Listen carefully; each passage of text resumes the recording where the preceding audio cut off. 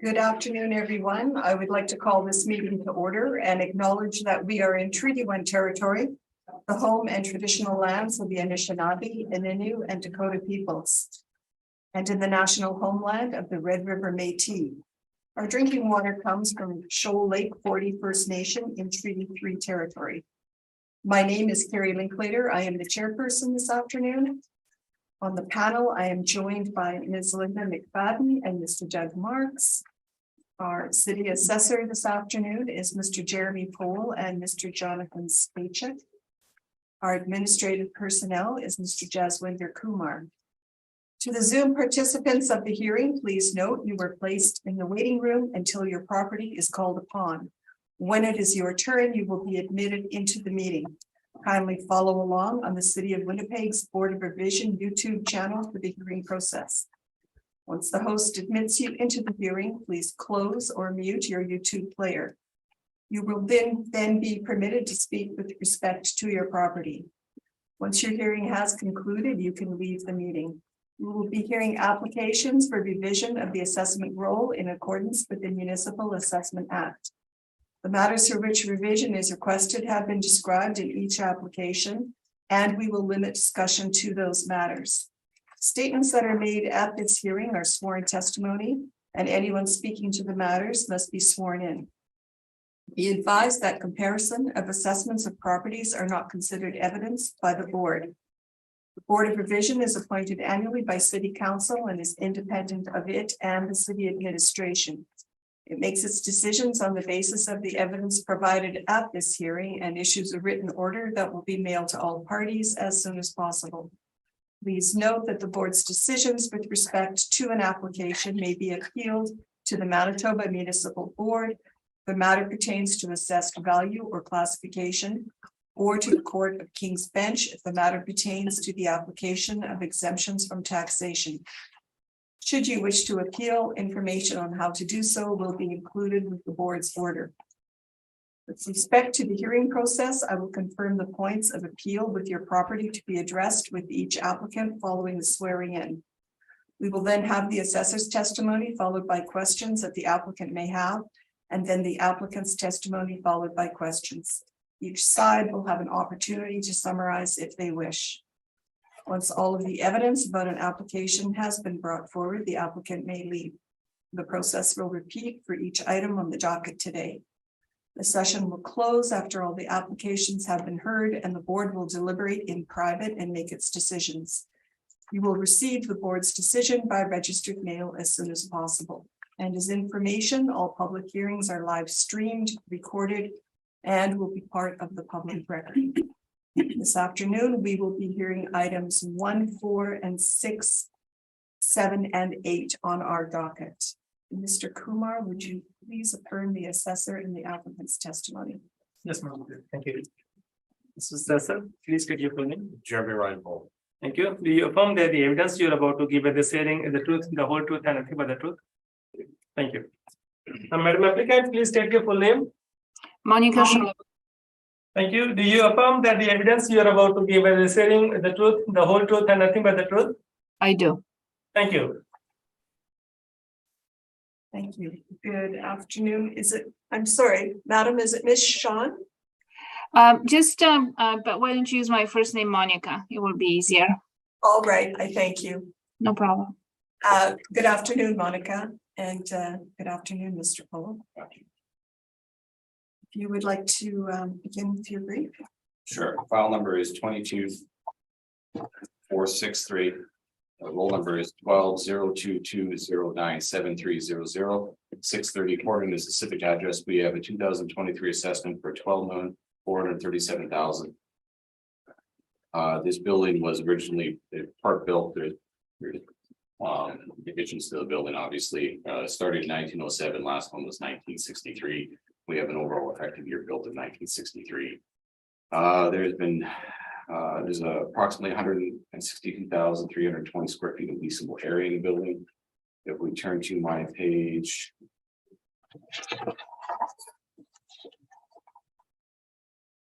8, highlights where the building is. It's between Daly or just I guess kitty corner, the whole block of court in there. Behind Jesse and middle of Daly streets. So if you look on page 9, the rear area of the property, as well as on page 9 and 10 gives you elevations of the property. There is a parking lot on the roll, but we do not have any parking attributed value to it. It is for use of the employees of the building. So on page 11 is the INE. It's owner occupied, although it's not checked off, it is owner occupied.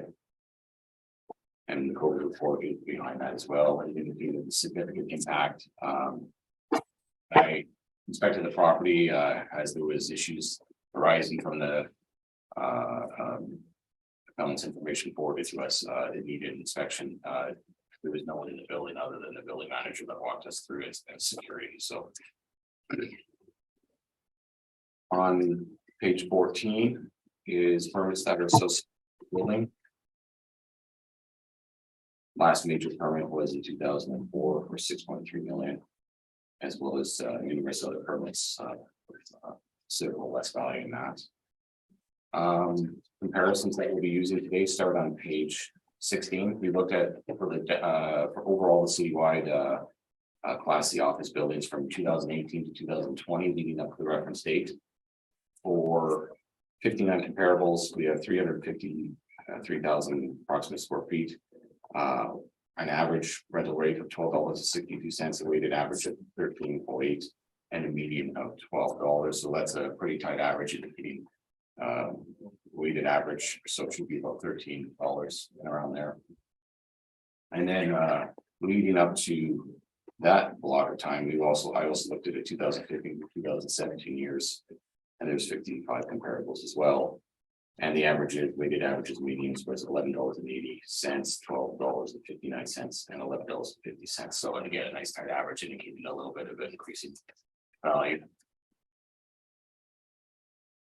in the rent. So when we get back to how the building was valued, I guess at this point I'll stop and I'll kind of go through what triggered the inspection.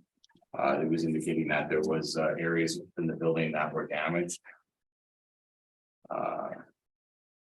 That there had been flooding from the roof and that there was substantial damage to floors. This is just for the correspondence between the agent and myself. So usually when we come to Board of Vision, we don't get a chance to do the inspection. If there's a warranted issue that needs addressing, we will. In this case, there is definitely one.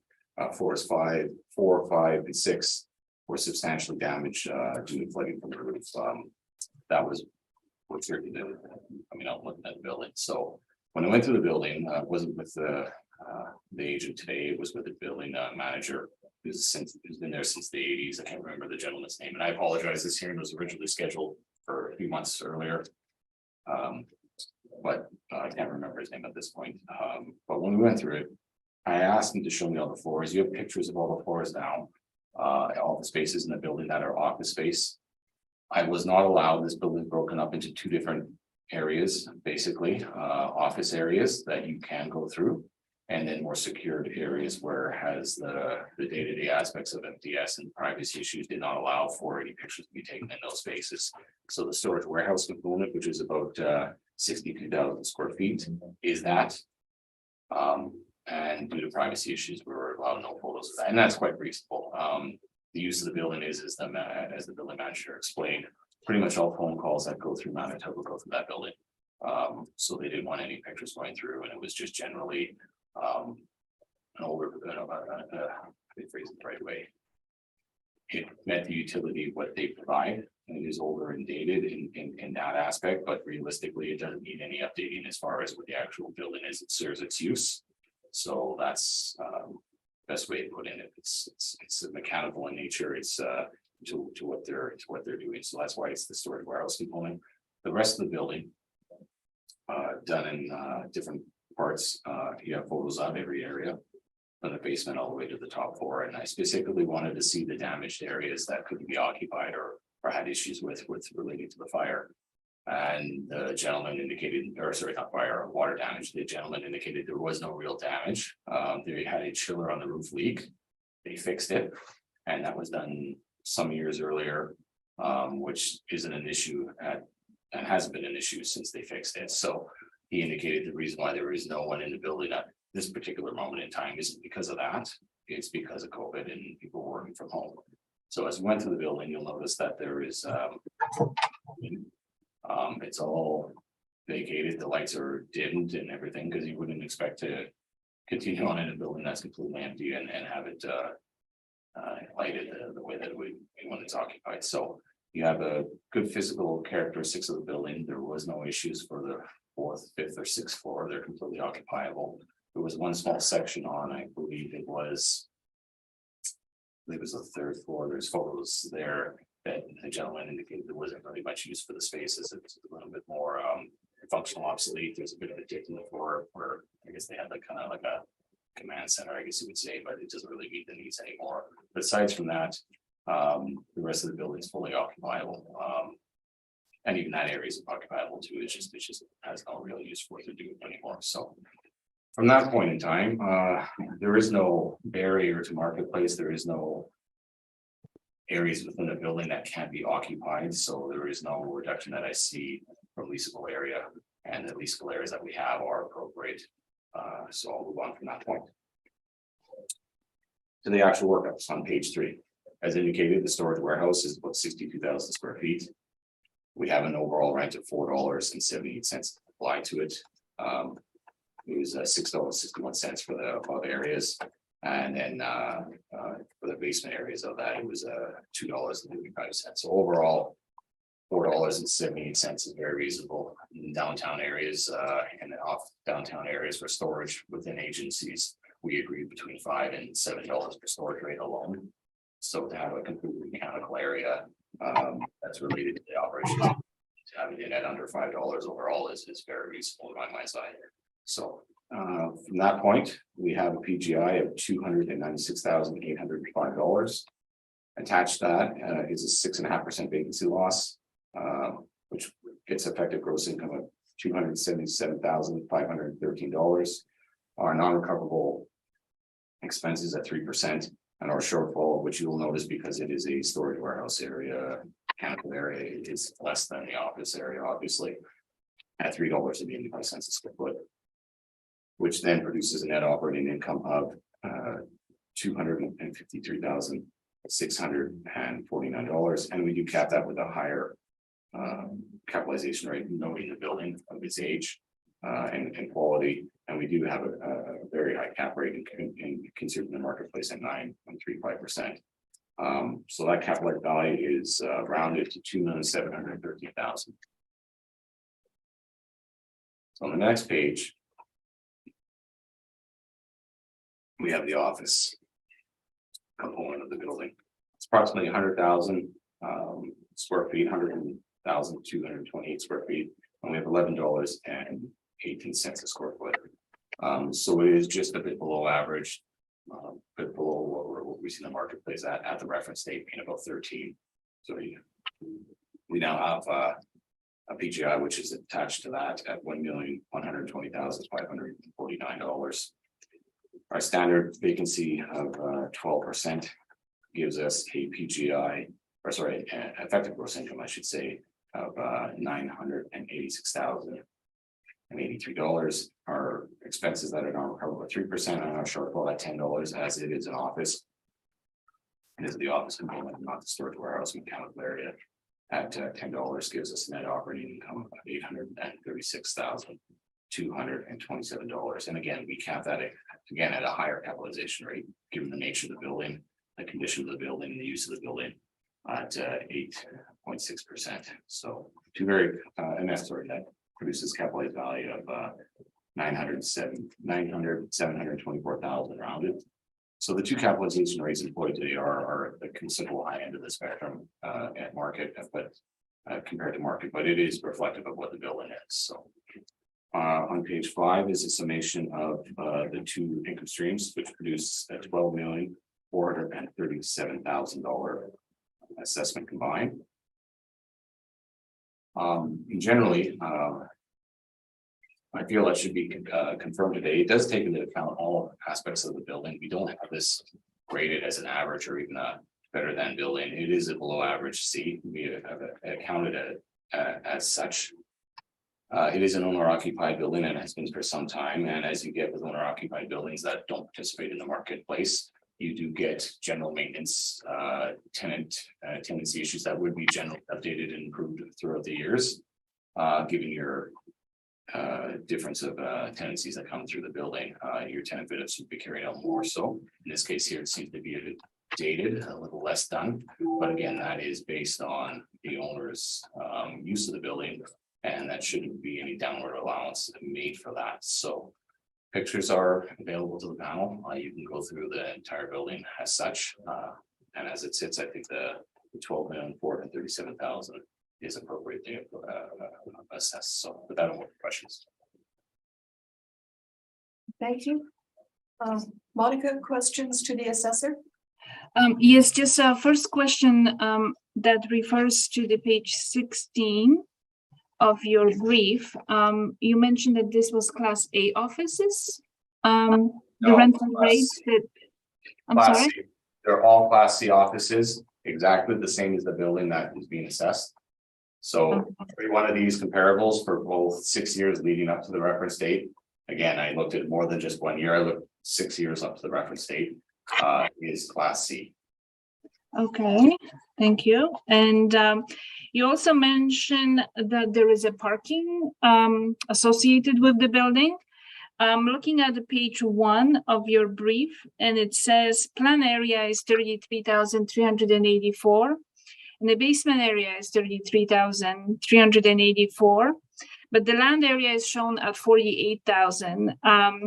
From the pictures, would you please locate the parking?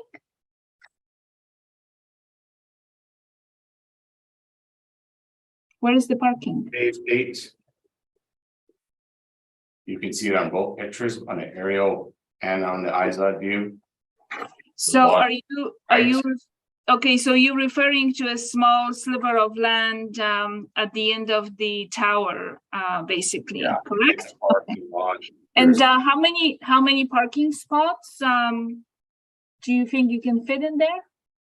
I didn't count them out, but there's 1, 2, 3 rows of parking, and it looks to be about 15 to 20 cars a row. So you can average it about 45 cars? depending on how you use Would it. that be a sufficient parking for 162,000 square feet? Given the use of the building being a non-income generating parking lot, yeah, that would be appropriate. I mean, would you prefer more? Absolutely. So but it's not oversight that this parking isn't assessed because the value is insignificant no, they don't collect income. from the parking. Okay. No, so there'd be no attributable income stream, so we're not collecting parking. Okay. Now, to your effective age of 1963, since the building has been constructed in several different stages, you have decided to use the highest effective age of the building being 1963.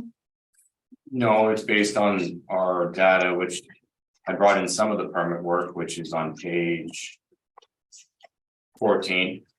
It's based on the age of the building, but also the work that we have on our file, which indicates we would increase the effective age of the property as we do any property. A building that was built in originally, you wouldn't expect to continue as such. Most buildings have about a 60-year life cycle, 55-year life cycle. And buildings need to be updated as we see from the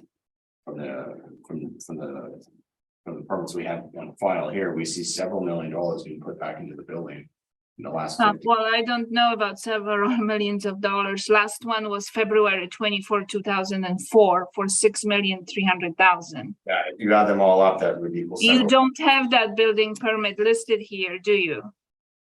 To show the details? Given that it's a So that was 2004. So literally 19 years ago. If you let me finish, it's the first one underneath. The permit value is for $6,398,000. The permit is 29, 44, 22, which matches up. It's an interior alteration permit, So it's interior alteration to entire building to upgrade fire protection, compartmentation, and smoke control for existing tenant. yes, Okay. All right, and the last building permit was in 2020? I believe so, yes. Was that was also related to the fire wall between electrical equipment and loading area? That is at the bottom of page 15, or the second permit on page 15. So in your opinion, the alteration to improve security for fire, is that an improvement to the building? Can you rephrase that? What do you? I'm asking you if the alterations for safety reasons to upgrade the fire protection and the firewall, is this an improvement to the building? Well, absolutely, it's an improvement. It's a fire retardant. It's a fire safety issue. It's a code issue. And it increases the value of the building. It increased the marketability, increased the tenantability, increased the overall improvement of the building. Obviously, it's owner occupied, but if you improve the building as a matter of such for fire protection, it does upgrade your building. So you also mentioned that the floors are marketable and could be easily leased out, following the market conditions that are existing in Winnipeg. Are you familiar with Bell Canada Act? Pardon me? Bell Canada Act. Correct.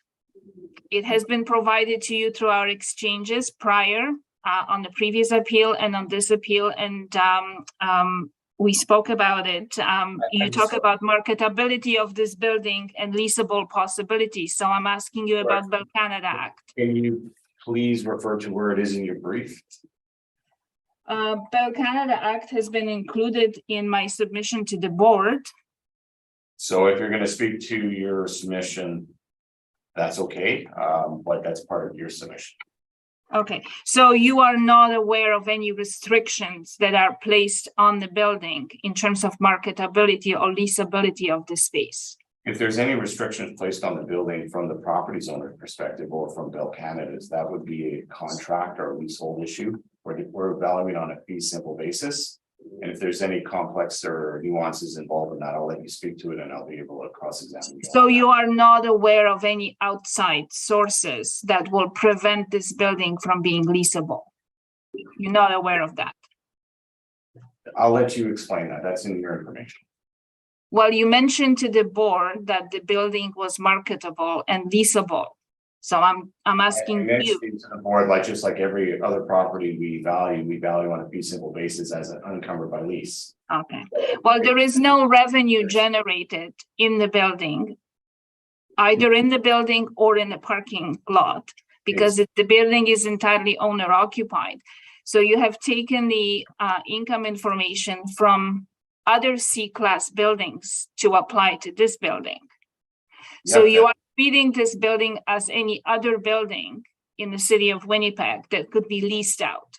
We are treating it as a fee simple basis. That is exactly what we are doing. That is correct. Okay. So there are no barriers in the marketplace, in your opinion, when it comes to this building? I didn't see any. When we went to the building, obviously I'm looking for damage to the 4th, 5th, and 6th floors, which would indicate there may be a warranted reduction in leasable area or something you have to look at. Given you're claiming 3, 4, 4, 5, and 6, that's a substantial amount of the area for the flood damage, which apparently, in your opinion, occurred.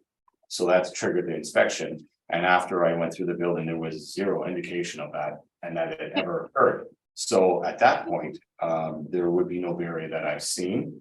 It's just that's I would say a bit below average for a C-class building, typical of an owner-occupied building that's in a older building and that hasn't participated in the market for some time. So. Sounds good. I have no further questions. I thank you. Mr. Marks, did you have any questions for Mr. Yes, regarding the building permits that were taken out on this building over a number of years, what was the total value of those building permits? I didn't submit them, but the one value is principally 6.4 approximately million.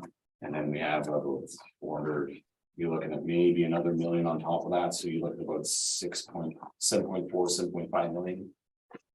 About half the assessed value, roughly. Yeah, if you look at it from that perspective. Yeah, okay, thank you. No further questions. Thank you. Ms. McFadden? I don't have any further question. Mr. Poole, when did you do the inspection? Says on the information package I give.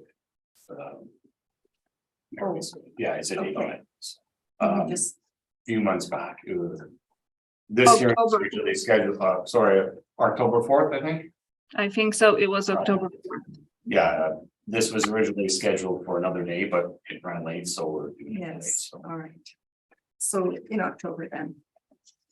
And you saw the entire bill, correct? We saw the entire building, every area that I went through it. Must have been a few hours in the building, and it was all empty. It was just us, the building manager, and then security. So when we went through it, we got every single area of the building that we could see, inclusive of, like I said, the more mechanical, the day-to-day business aspect of it. But we weren't able to take pictures of that component because of privacy and security issues. So I was fine with that. That's reasonable. Okay. So I can bring that in. And you mentioned something about, there was some water leakage. Yes, And specifically, what was that? and it's in the appellant's information, and I'll just quote from it. There has been substantial damage to floors 4, 5, and 6 due to flooding from the roof. This has occurred after an independent condition report has been completed. As a result, these 3 floors are unsuitable for use and vacant. So when I went through them, that's the first thing I wanted to look at. The building manager indicated that was not the case. He indicated there's a chiller that leaked on the roof. Chiller, that's. the So it rest. leaked, and there was some damage from water leaking, obviously. They fixed it. And I asked, was there any issue for occupancy permits? Was there any issue for any of these floors could be occupied? There was no issues whatsoever, other than they had to clean and fix and repair the chill on the roof. He indicated that the entire building is empty because of COVID, and that there is no restrictions in the building as far as any areas that could be occupiable. Or non-occupiable, I should say. So there was one area that he did show, and it's on the pictures, that he thought that just because the way the floor is configured, that there really is no current use anymore for, but it's such a small area of the building, it really doesn't play into the overall value. It's just a matter of you'd have to spend some money in there to update the floor, just the way that it's shaped. It's more like once you see the picture, you can see, but there was no areas within the building that couldn't be occupied. And the issue, and I brought this up specifically to see it. His indication was the agent was in the building a number of years ago, and they may not have the correct information at that point. So from this point, I take it from the building manager who has been operating the building since the 80s, that there is no issue. And from what I can see from the pictures, there's no issue. There was never occupancy permit that was pulled from the city or reissued. In fact, there wasn't really a whole lot of permit work that I would expect 3 floors to be damaged and be significantly repaired. There wasn't any real permit work would indicate that level of value. So it was just a matter of a broken chiller line, and they fixed it, and the business went on as such. So. Okay, last question, you've given a lower cap rates on these Higher cap areas, rates. or depends on how you look at it. Model driven, No, these were, well, I mean. so you've adjusted them. I haven't adjusted them for this particular hearing. We've already adjusted this building in the past to downgrade it. And part of it was based on what potentially occurred within the building. And when I went out to inspect it, that didn't happen. As you can see from the pictures, they speak for themselves. So we downgraded the building, which has obviously increased the capitalization rates and lower the rents, as you would be downgraded a building. And this one has been done as such. But overall, I think it captures the condition of the building perfectly. I didn't need to make any further adjustment other than potentially we may have missed something with 3 floors not being occupiable based on flooding, and that was not the case. So.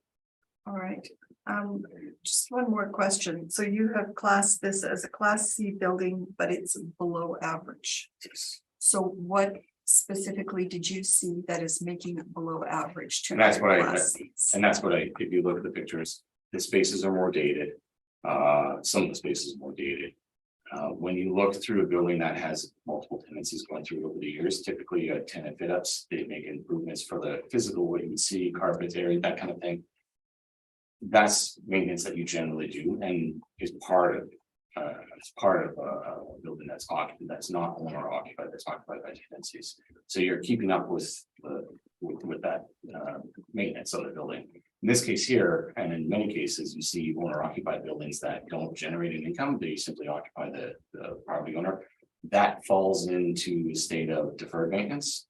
Whereas you should probably be doing a little bit more, and that's where you see in the pictures, you'll see some of this, should have some painting, maybe some new lighting, that kind of thing.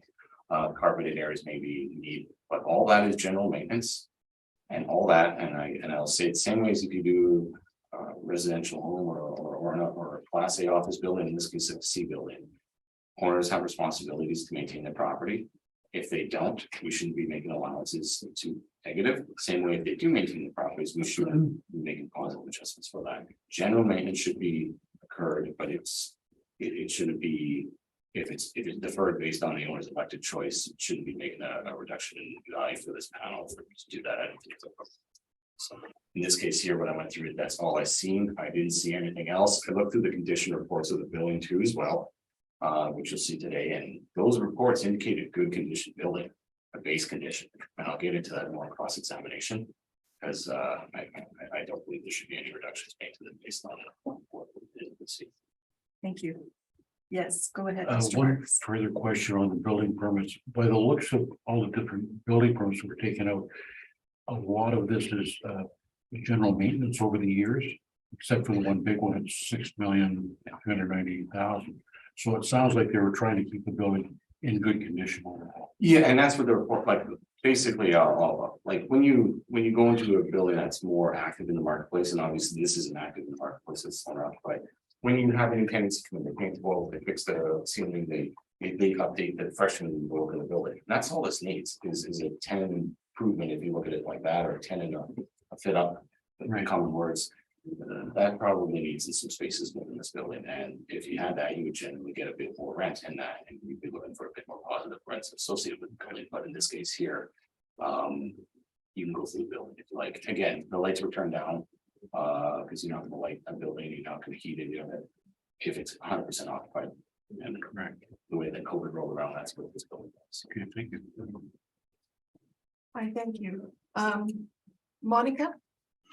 Well, actually, I just have a few comments to the comments that Jeremy had made to your questions. Okay, excuse me, I'm just going to interrupt you. If you could just give us your brief. Sure. Okay, sounds good. I have submitted in my evidence a building condition report. And this building condition report has been conducted in 2018. And the purpose of this building condition report can be found on page 5. Paragraph 1.1, that Bell MTS is proposing to locate. Excuse me, Monica, Yes. which we have 3. So there is So which brief are you referencing? building condition report. We don't have anything. We've got a brief starting with, okay, it's the one with the MTS building condition report.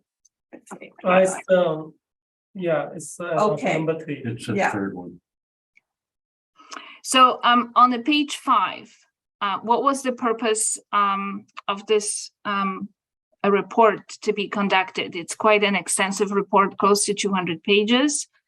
So the purpose of this report has been to locate personnel into office space in a 6-story building located at 640 Corridon Avenue. So that was the purpose of this report. We're on page 5. So the personnel or the reference to the fact that the building is currently vacant. It's not due to COVID. The building has been vacant in 2018 in most parts. Sorry, Carrie, could Yeah. I get a clarification?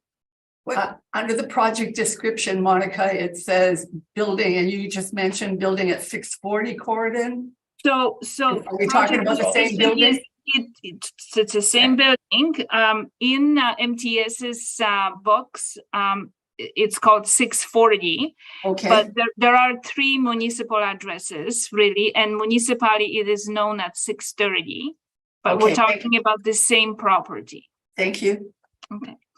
So the purpose of this report was to bring the personnel into this facility. There was no employees in that facility to occupy the 6-story building.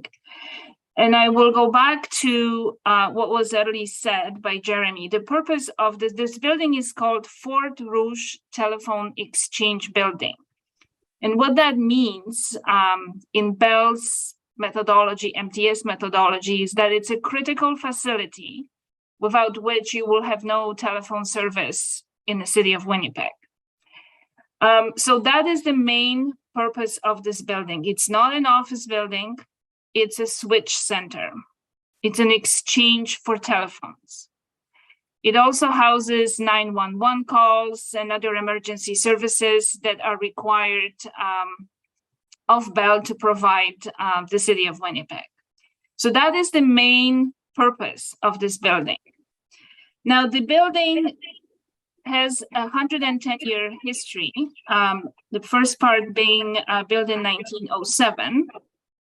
And as you had seen with a variety of different building permits, MTS did the best to maintain the building. So MTS had been acquired by Bell Canada in 2018, and Bell Canada has decided to conduct a study to bring the personnel to the building.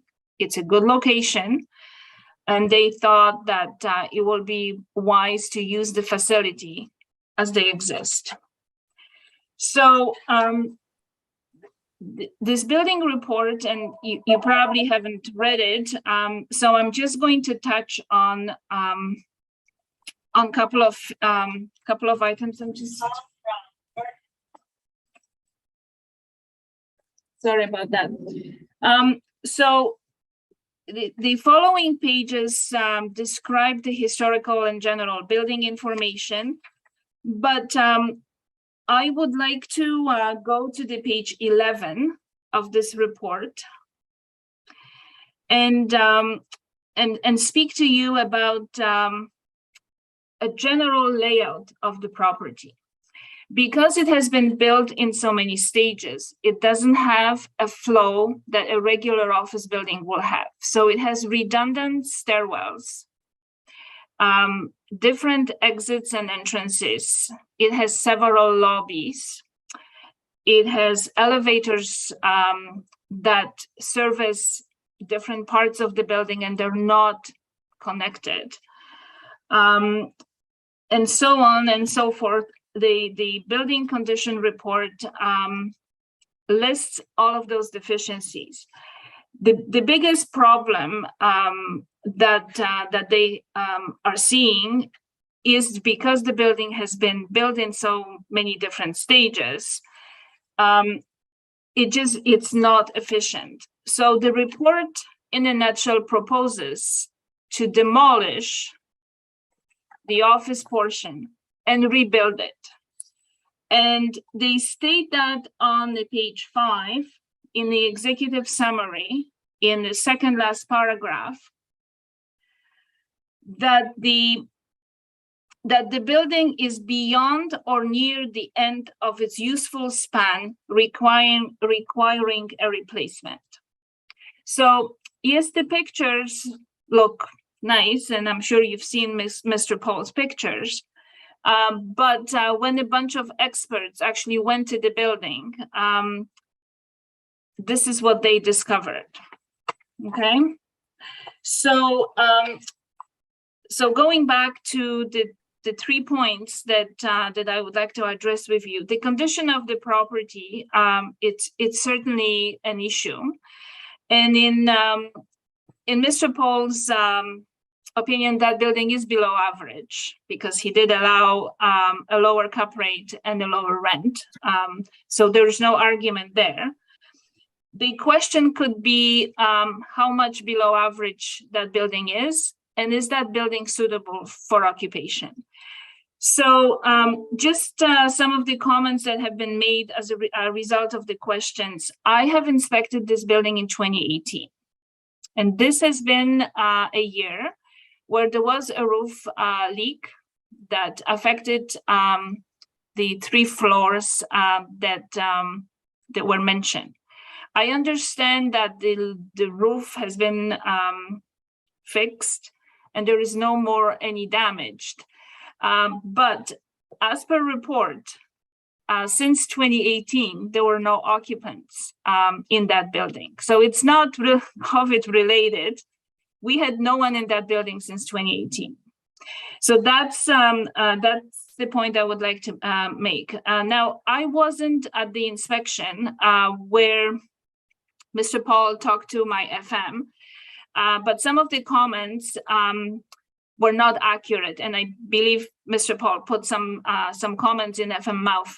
I don't have FM with me here at the hearing, but there is no plans to locate anybody into the building, COVID or not. There are no plans to do any further renovations to bring people in. And the building is not habitable, and it's not habitable for healthy reason. There is mold in the building and there is asbestos in the building. There are deficiencies in the HVAC system, in insulation, and a whole bunch of other things as in that report. And it starts on page 11 and it goes through the page 12. And it basically lists all the deficiency. Yes, they could seem to be maybe of a small nature, but when the building is not compliant with Manitoba Building Code, and the Bell is a big company, they could be exposed to lawsuits by bringing people in. There are several items that are not up to code. And even though the firewall has been updated over the years, there are only some fire retardant partitions and or fire resistance rated doors. But generally speaking, it's not up to code. So in addition, the building does not comply with barrier-free accessibility because of many staircases, different ramps, different level of floors, different entry stairs, exit stairs, raised floors, different access from different points in the building. So it's the building is non-compliant in many aspects of the building code as per Manitoba Building Code. So the report, like I mentioned, has been done for the purpose of bringing people in, and there is a bunch of drawings, how to improve the building and whatnot. So that all the details continued on pages 11, 12, 13, and 14. On the page 15, there is mold spores that were observed in the walls in the office areas. There are asbestos-containing materials being present. They talk about condition of the kitchen and the millwork. They talk about condition of the plumbing on the page 16 and the washrooms. So it's very easy to say that the building could be occupied, but not according to experts that had been hired to determine the occupancy and the safety of the people that will be working from that building. Personally, my experience had been that it does smell of mold and old when you enter the elevator. It is dark, and it is noted in this report that it is dark, and it's due to insufficient fixtures, and not because the lights have been dimmed due to COVID, because that condition has existed in 2018 when I visited the building. There are numerous photographs in that building condition report that had been taken and as observed by the experts. So, you know, we're talking about windows. They seem to be in a good condition, but there is a variety of windows. Some are wood windows, some are aluminum windows, some are double glazed, some are single glazed. There is peeling and bubbling of paint. There are cracked wood elements. So there is drafting as well. So sure, I mean, it looks great. Let's bring people in, but at what cost and at what a risk to do that? On page 23, they talk about walls that are bubbling, cracking, peeling. The ceilings have water stains, broken tiles. Floors have stains. Some adhesive carpet is failing, tiles are lifting. So they talk about the condition of the carpet being poor, that kind of a thing. So, so that report also, through the pictures, you could see that, you know, for example, in the washroom, there are 3 different urinals because when one broke, it has been replaced with another one, but there's no consistency in design. It's not up to code. The washrooms are not accessible. There is no proper signage in the building. It's not up to code. The signage has been noted here in this report because it affects security in terms of the fire. There are exits door that lead to nowhere. There is no consistency in signing, and it has been determined by this report that is providing a security risk should the building be occupied. I talk about stairwells. There are multiple stairwells not up to code. The railing is not up to code. The surface of the stairs is not up to code. And there are multiple stairwells to get to the same place. And sometimes it's difficult to find your way around. So on page 32, the architect makes a summary that based on the site investigation and the findings outlined in this report, the Fort Rouge telephone exchange buildings require significant upgrades to almost every aspect of existing construction. Sorry, which page do you want? 32. 32. The condition of the original construction is typical for the age of the building, but many recent upgrades are nearing the end of their anticipated lifespan. So, as I mentioned in the beginning, that was the findings that the entire office portion should be demolished and rebuilt. From the ground up.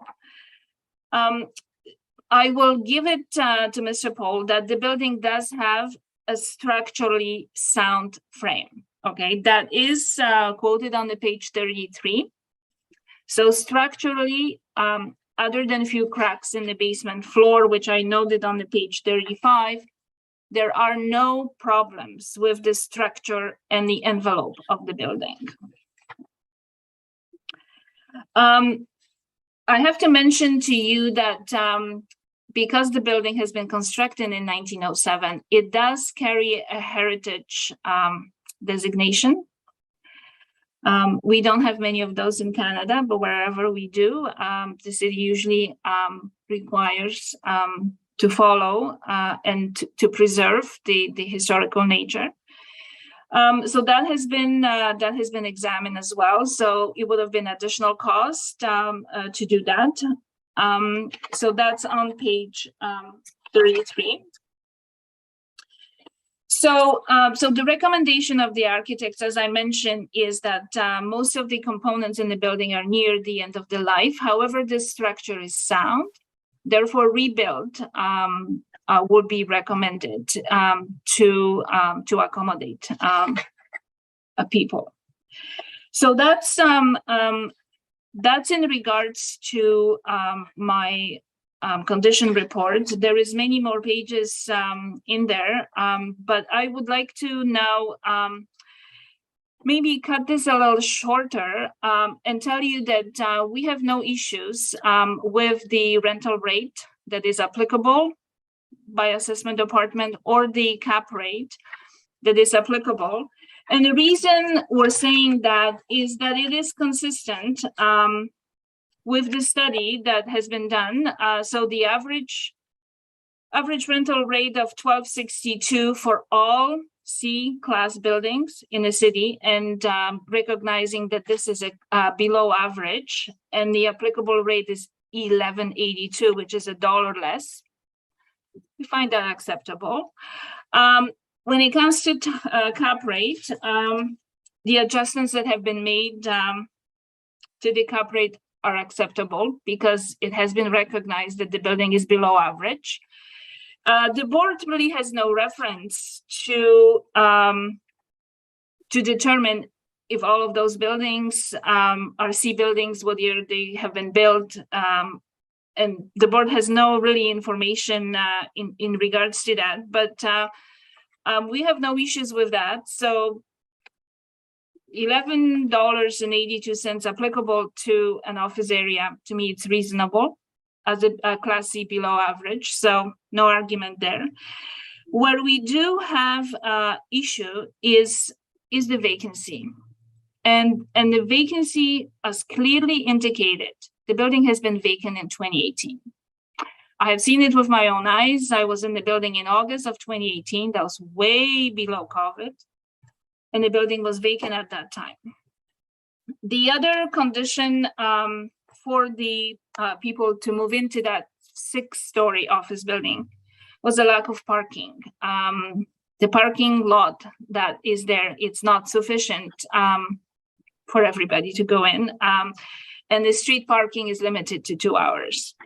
The building is located in the residential area. So it's just a 2-hour parking. There is a bus service for sure available, but that the lack of parking has been one of the draw points as well that negatively affected a decision to go forward with the rebuild. So when you take into consideration that there are conditions in the building that are hazardous to the human health, and if you take into consideration that the building has not been occupied since 2018, you may decide that that was the choice of the owner, Bell Canada, not to do that because they didn't want to occupy it themselves. Maybe they could have rented to someone else. So as I mentioned in the beginning, Fort Rouge Telephone Exchange building, that's the main purpose of the building. So that is the switch center. It's governed by Bell Canada Act. And Bell Canada Act, as Jeremy mentioned, he was not allowed to see a certain portion of the building for security reasons. That is also a reason why the building is not available to be rented to anyone outside of Bell Canada. So there are no potential tenants that can be brought to the building other than Bell. In addition, Bell Canada Act prevents Bell MTS, and in this case, Bell Canada, to dispose of that building without an approval and a permission of CRTC. It's a federal legislation. I have included that legislation in my package. It's a federal legislation because Bell Canada. Which page is that on? It's in my submission to the board. I have submitted 3 documents. One was the obsolescence study, one was the building condition report, and one was Bell Canada Act. No, we don't have that. Did you start with Pinton? I'm sorry, I don't know what you just said. I think he's referencing the asbestos building material assessment. That has been submitted, but I have submitted Bell Canada Act as well as an additional submission back in September of 2022. Okay, we do not have it. I have to check that, Madam Chair. All right. Maybe be a good Would you moment like for a to break. take a break? Yeah, that would be great. Okay, we'll just take a break, Monica. Okay, thank you. I'm going to call the hearing back to order.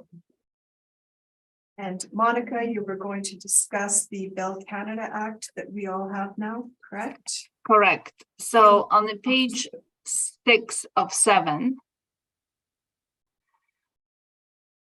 there is a section under exception. It says approval of disposal of facilities required. And it says, except in the ordinary course of the business of the company, no facilities of the company that are integral and necessary for the carrying on of telecommunication activities shall be sold or otherwise disposed of or leased or loaned without the prior approval of the commission. So the point I'm trying to make by showing you this is that Bell Canada is not in the business of renting office space. Bell Canada is in the business of providing services to its customers, and that is the main purpose of this property. In the past, in 1920s, 30s, 40s, and 50s, there has been a requirement for a larger human workforce to operate the switching facilities. Therefore, the expansion of the original building as a switch center that had occurred. Since then, technology has substantially changed, and we no longer have the ladies sitting and putting the little wires in the holes in the building. All of that is done automatically. Which brings me to the last document that I had submitted to you, which is the obsolescence and vacancy studies for Winnipeg properties that has been conducted by BGIS for Bell Canada in July of 2019. And in this document, there are some general information that refer to Bell Canada Act. And it's talking about Bell not being allowed to dispose, alter, or interrupt the services without explicit approval from CRTC. It's talking about the fact that the switching centers, just like this one, they don't trade in the marketplace often. They usually build in between 1902 and 1960, which is like this facility. And on the page 4 of this this study, there is a brief description of the equipment. The DMS, which is the digital multiplex system, exists in this building. It's a very big piece of equipment. It takes the entire floor area. Bell has not dismantled any of their DMSs from the past. They all exist and are present in the building. They're just not live. So on the page 6, we have calculated that about 38% of the gross area of any given switching center is vacant because of the shrinkage of the equipment. The conversion to office space for that portion is not financially feasible. And as you had seen in this building, the zoning and health regulations, asbestos, mold, it's not feasible to do anything with that. And it's 29% of the difference between what the building exists now and if it has been rebuilt today, how it would look. So in Manitoba, we examined 48 properties and found that any property over 20,000 square feet had vacant and non-functional space of about 36%. That has been larger in a smaller building, and that our vacancy rate within the Winnipeg is 45%. So on page 8, we're talking a little bit to explain to you that something that used to take 8,000 square feet now takes place of 600 square feet. And so, so it's roughly 7% of what the space is required to operate this property. So that's just in regards to utility of this property. So we no only have the vacancy present, but we also have obsolescence present in this property. So that's, I think that would be my submission. Did you also want to give the value you're seeking verbally on your building? I think you have it on. I have calculated that at 25% vacancy, I think that comes to about 9 point. I don't think I printed.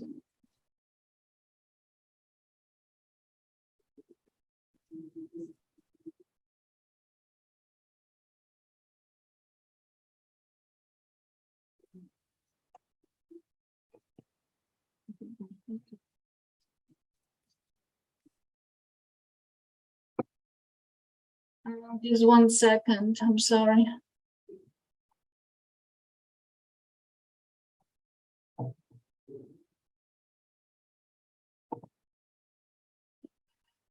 Yes, I have calculated that at 9.563 million rounded, and I've applied the same parameters as the assessor had applied. But I changed the vacancy to 10% for the switching center only and to 25% for the office building only. And I changed the shortfall in the office to 850. So those were the only changes that I made. I did not make any other changes to the assessor components. So the value that I came up with was 9,563,000. There is one more thing that I would like to make a reference to, and that would be something that Mr. Paul had in his package, but he did not talk about it. But it speaks to a chronic vacancy and not to, it's a case that speaks to a chronic vacancy and not to the vacancy that could be cured by the owner. And it has been submitted to evidence.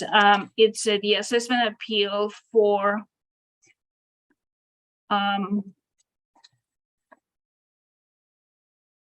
275 Portage Avenue that was included in Mr. Paul submission, I believe. And the board concluded that the vacancy has to be chronic. in order to exceed a 10% vacancy or 15% vacancy as it was allowed at the time by the city assessor. I think I have demonstrated. No. Monica, Yes, that's this, you're speaking about a previous board order, correct? correct. Yeah, so that was an order that is not part of this hearing. The panel members were not present. We don't know what was discussed, Okay. etc. So I thank you. That's fine. I just wanted to touch point on that, but Mr. Paul did not bring it up, so I'm okay. I have no further evidence to give you at this time. All right, thank you. We'll just proceed with questions. Mr. Paul. In lieu of heavy questioning, I'll have a few. I'll reserve space for commentary, but I do have a few questions. Yes. Okay, at any point in time, has the city of Winnipeg denied occupancy for this property in part or in whole? The city of Winnipeg has nothing to allow or deny at this property. The property is governed by federal legislation. It has nothing to do with the city. For occupancy permit in this province, you need to know. For occupancy permit, as I mentioned, the requirement is governed by a federal legislation. Okay. Has there ever been any Which, kind of, you know, so whatever the city of Winnipeg could have granted a permission, but the federal legislation prohibits. okay, has there been any federal prohibition of space in this building due to the condition of the third or the fourth, fifth, and sixth floor? Well, the federal provision speaks about a purpose of this building, and the purpose of this building is an exchange building, right? Has any time has there been a denial of occupancy on any level of government, federal, provincial, or city? Well, there is a denial by the federal government, right? Under Bell Canada Act, we cannot lease this property to anybody else. So we have not tried that because it will be in the violation of the federal legislation. Let me be more specific. Has Bell Canada been told by the federal government that they cannot occupy any portion of this building, part or in whole? Well, that's what Bell Canada says, doesn't it? No, I don't see that there. It's an elected choice whether they occupy this building or not. It is not elected choice. They are governed. Their first and foremost purpose is to provide telecommunication services, right? So in order to lease that space, they would have to compromise the security of delivery of those services. So they cannot lease that space. I'll move on from this point. Thank you. You indicated that there was parking not adequate amount. Is there not a parking lot right behind this building in care and control of Bell Canada? A substantial amount of parking that they use? There is no other property that I'm aware of at this point. So in your site, on my page 8, you can refer to my brief if you like. Directly beneath or directly below, there is a large parking lot. That is not under the care and control of Bell Canada to use as employee parking. You mean in front of the lower building? No, I'm not aware of that to be a Bell Canada property, no. Is it in use by Bell Canada? I cannot answer that question. Moving on to your condition report. Page 38.54, structural summary. Right. Indicating that it appears to be in good structural condition. Correct. I did submit that in my evidence that the structural condition is good and sound. So the base condition of the building is good, which gets back to the first The page. structural condition of the building is good. So on page 5, Mhm. it's indicating that there needs to be a demolishing back to the base structure, basically the tenant fit up and tenant improvements. I would say the majority of it, or a lot of it, needs to be reconfigured, is what they're getting at. I'm sorry, where do you see this? On page 5, They're indicating that the structural building, when I went through the property, and I would agree, I found no structural indications of any kind. It was a superior performing building, even given its age. That they're indicating that there needs to be no cost associated with the structural components of the building, the main structure. But there is an issue with the what other would be known as an industry standard, the tenant improvements or the tenant fit costs. So there would need to be improvements to flooring, ceiling, drywall, windows, things of that nature. Well, I disagree with you because I believe the report says that it has to be built up from the ground up. No, base building means structure of the building. Right. So in maybe you're unaware in the city, but in all office properties, there is a term called base condition for lease. And when you accept going into a lease in a building, it means it's taken, carpets are ripped out, flooring's ripped out, everything's ripped out back to the base condition of the building. And then they enter into a lease, and tenant fits and tenant improvements occur all the time. It's part of the day-to-day operations of the building. That's what they're indicating here. Well, not entirely, because if you read further on, they also say that existing mechanical system and are combination of original, new, and repairs, so they need upgrades to mechanical system. So it's not really a fit up per se. And they also indicate the electrical system is sufficient given the needs. So in general, it needs to be a tenant fit up, which typically has been, would you say, reoccurring within the building over the years or being deferred by the property owner? I would say that for the purposes that the building was serviced over the years, it has been maintained. However, the deficiencies that are quoted in this report go beyond a regular tenant fit up. They talk about a complete demolition to a base building. Next We need question. to the base wall, right? Next questions are, and this is obvious one, you see a 200-page report for the condition of the building, and you didn't touch base on the asbestos report, which would be a capital cost again, which we wouldn't be inclusive of. But having said, you have two high-level reports here done by engineers and architects. There is always, with reports like such, a cost to cure, a follow-up report for each one, which would indicate the cost to cure these issues. Why hasn't it been presented today, or are you aware of it? I cannot answer that question. It has been determined that they will not go ahead with the project back in 2019. So are you aware if this report these reports do exist and you don't have a copy of them, or were they never undertaken? I'm not aware if the cost to cure exists. Okay. With that, I will, the last question. I'll address it in summary closing. All right, thank you. Mr. Marks, No questions? questions for me, thank you. With respect to the heritage status of this building, you've indicated that the building has been added on since 1907. So does the heritage status cover the entire building and prevent it from being changed, or just the switching center, which was, as I understood it, and I could be wrong, but is where that is in the 1907 part of the building? I believe that the heritage pertains only to the exterior envelope of the 1907 property. And is the 1907 part of the property where the switching center is? Correct. Right? Correct. So the office building could be brought to base and to base Correct. condition and rebuilt. Correct. Or reconfigured for your purposes. Correct? Correct. My second question is, you've applied a 10% vacancy on the warehouse, which I understand also is the switching center.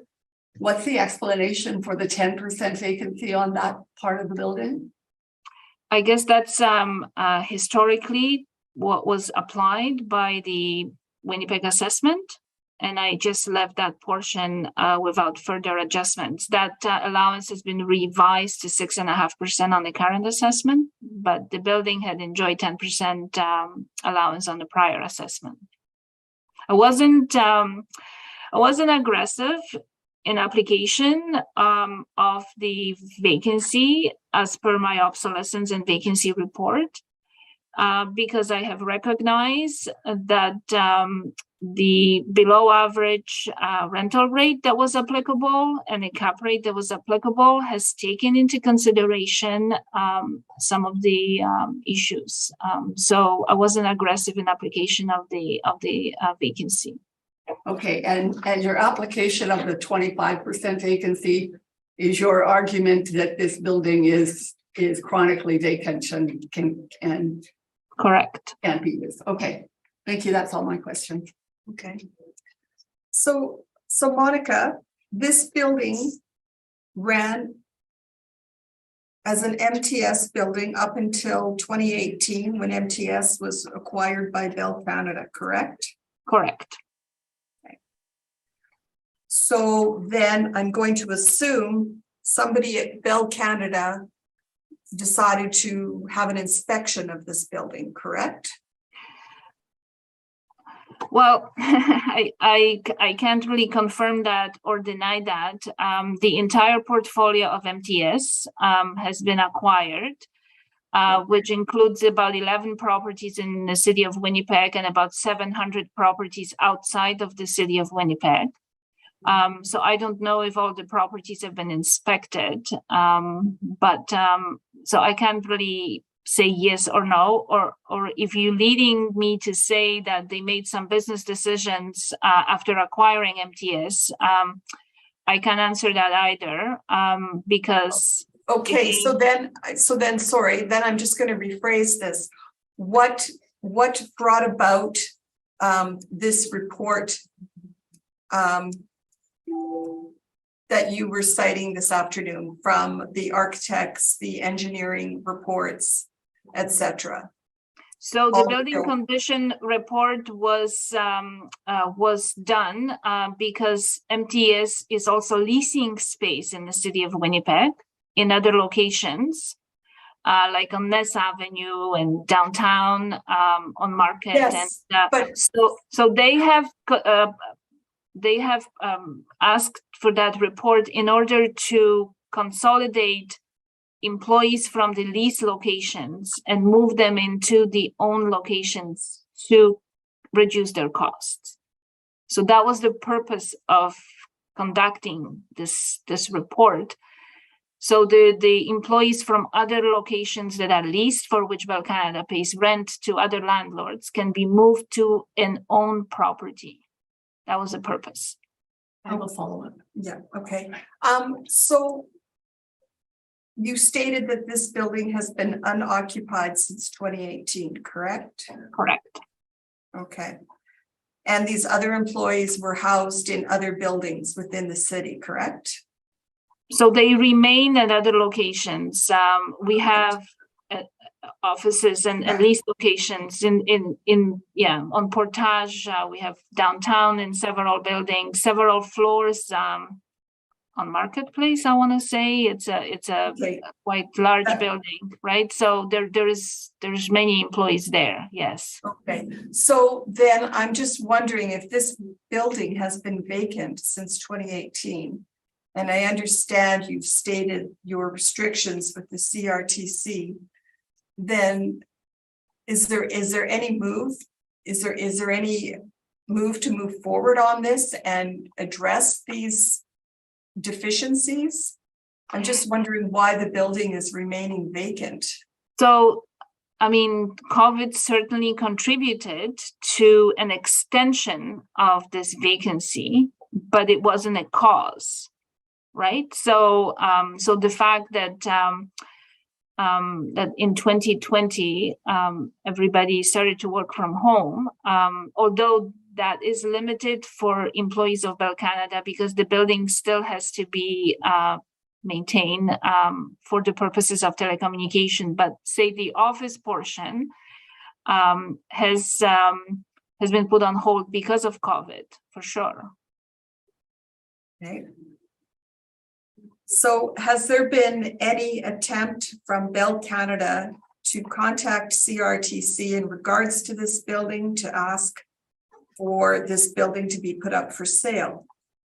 Well, no, because I think Mr. Paul mentioned that in the first sentence of his submission, all of your telephone services for the city of Winnipeg go through that building. So it's an essential facility. Otherwise, you will have no phone service, no 911 and all of that. So I think, there is no indication of the change of use. Bell currently has several projects on the go where they're trying to make use of their own facilities to house their employees and reduce their footprint of leased premises. And that is a big project that is ongoing. And I think it started back in 2015, and it's a 20-year project, and it's happening across the country in a different speed and form. So eventually, I would imagine that this building will be renovated to the current standards and occupied by Bell employees that are currently at the leased locations, but not in this current assessment cycle. All right, and thank you. Question? Yeah, I just have a follow-up question. You indicated the building's been vacant since 2018. However, I'd just like clarification. Bell did not acquire MTS and empty this building. MTS was not actually occupying this building with your own employees before Bell, with the Bell takeover. Is that not correct? Did Bell acquire and move all the MTS employees out? No, they have not. No. So it's been vacant longer than 2018. Well, I'm not aware, and I cannot speak to what has taken place prior to 2018, and I cannot state that as a fact, but it is likely that it has been vacant prior to 2018, possibly not in that capacity. There are some indication, especially when you look at the photographs, that occasionally people go there for some meetings, or did go there for some meetings back in 2017 or 2018. But I have not been on the account prior to 2018, so therefore I cannot ascertain 100% what happened prior. I was at the property in August of 2018.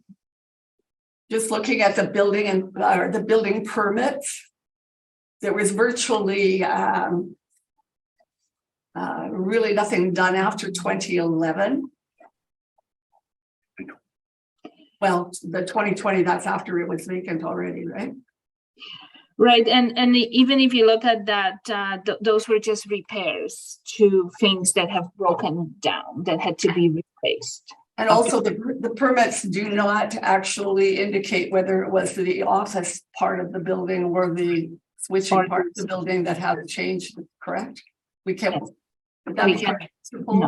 We can't differentiate between the switching area and the. Okay, thank you. That's my question. I have one follow-up question if that's. Yes, go okay. ahead. I deal with a lot of the office properties, all of the office properties downtown. Bell MTS occupies two main downtown Portage main properties, which they reduce significant areas in. Where are those tenancies going? If they're reducing at 191 Pioneer and they're reducing their tenancy. Right, Pioneer is at 333 Main Street. That's a significant move, a significant shift. You're gonna have to move that workforce somewhere. Are they going to the property? So there is a property that Bell owns at 1730 McGillivray, I believe. And then there is another property that Bell owns on Portage. Some of the employees, there is a lot of employees that have moved to McGillivray property. I understand. So there are other owned locations that property at McGillivray is significantly newer. So I believe there has been vacancies there when the MTS was acquired by Bell. I also visited that property in August of 2018. There were at least 2 or 3 floors of the office space vacant there. So, yeah, the employees moved there. And then, yeah, I think that's Because the areas vacated at 333 Main and 191 Pioneer, those are significant areas. Those are basically the entire building in one and a good portion of the other one. There is not that much room in those other 2 properties you spoke to. well, there is employees retired. I can't really answer that question. Okay. Changes in the question business structure, a lot of things can contribute to that, but I know that that Bell is actively trying to reduce their leasing footprint everywhere across the country and utilize their own properties. That's all the questions I had. Thank you. Maybe a 5-minute summary. Yes, that's fine. Just having a little look at this. Monica Yes. and Mr. Cole, you both have a wish for summation on this? Please. Just a brief. All right, Mr. Cole, Okay. proceed. Addressing the Bell Canada Act, that appears to be self-inflicted. That's no impediment of the city or the province. It also appears that there's been no denial or taking back of any areas within the building. It is fully owner occupied. It is still remaining fully owner occupied. If you choose to occupy it, or I should say in possession control of the owner, whether you choose to occupy it or not, that doesn't trigger a market vacancy. It's not vacant and hasn't been vacant at all. COVID staffing, obviously that played into this, as indicated when I went through the building with the manager walked me through it. Now indicating that there was a reason for the vacancy prior to it, which we still haven't really been given an answer to. I didn't hear one. So from that point, this building is not vacant. It's just merely not being used by the property owner. It doesn't participate in the market, so it can't have a market vacancy. From that point on, you have pictures of the property. It highlights every area that I can show. It shows a building that's dated that needs some work to bring it back up to a more marketable area or marketable condition, if you will. But that's only tenant improvement, tenant fit up type aspects. The condition of the building itself, as indicated in the report, is in very good structural condition, which you would indicate a good performing building to be. And that's when I walked through it, I was looking for issues too, and I didn't find any other than that. So deferred maintenance is not something that should be making allowances for. That's something that ownership should be taking onto themselves and continually doing. We don't penalize and we don't make reductions for deferred maintenance that's been elected not to be done. As far as capital costs, which would be the majority of what we're speaking to, including the asbestos, those aren't recurring costs that occur on an annual basis, which would affect your annual expenses, which would then of course lower your annual NOI. We're talking about below line item costs, which are capital costs in nature. Municipal board orders speak to that clearly. We should not be allowing that for a reduction in market value.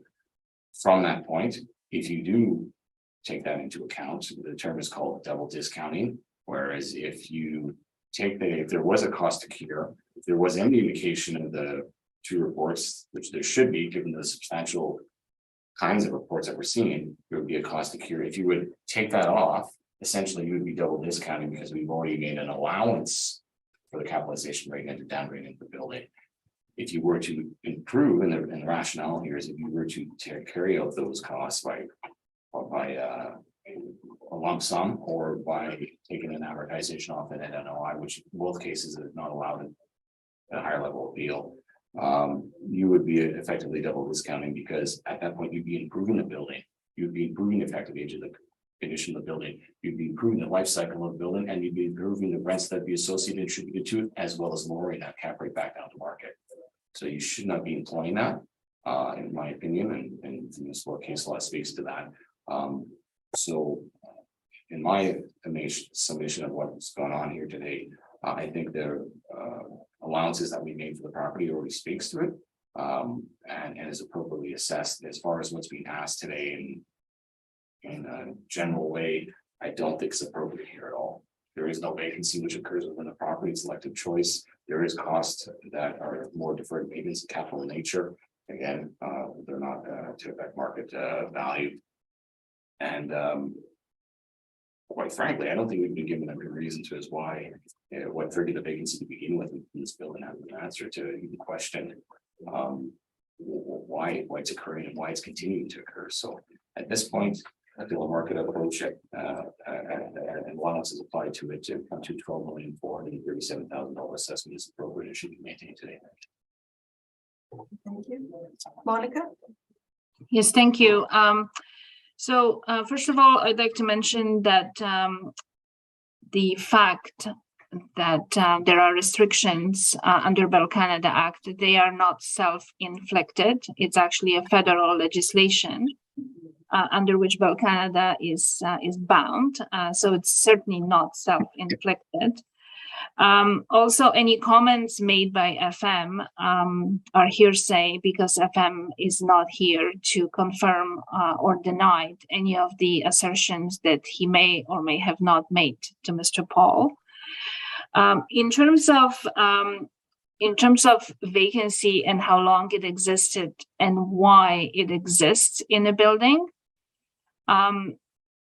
it is not a question of again, a business stance, but it's a question of the fact that the property has been built in stages, so it's deficient in its design, and it has asbestos, it has mold, it has construction within the building that it's not up to the code, and it's not safe for human occupation without significant capital outlet. I have not asked the board to provide any discounts for the cost to cure.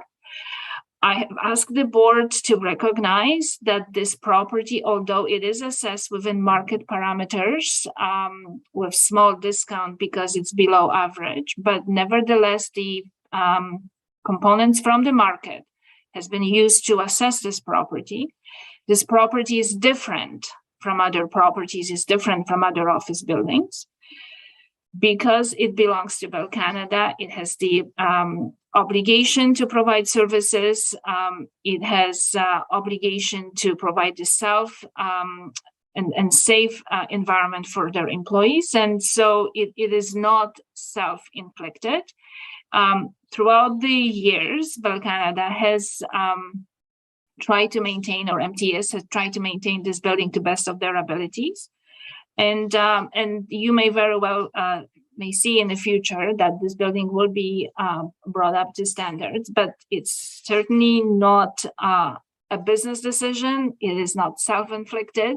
It is the condition of the property as stated by the architects in their 200-page report.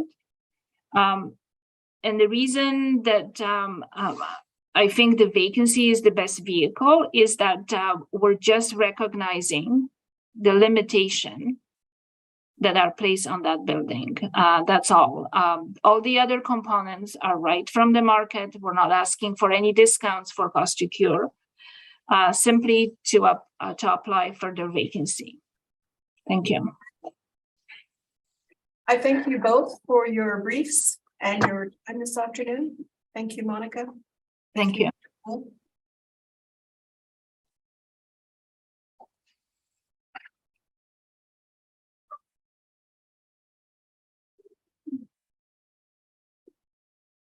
Thanks.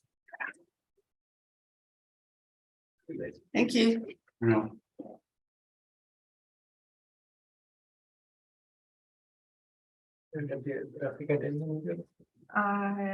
Yes. And Mr. Spatchik? Yeah. Yeah. 650 name.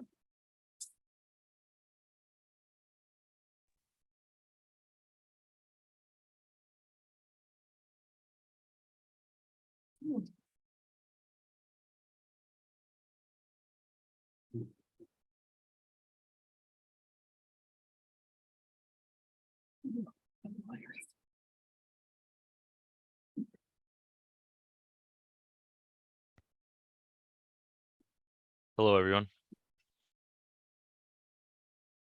Afternoon, Mr. Spatchik. I think so. Aha, it is Aha, Rocky. there it is, Rocky.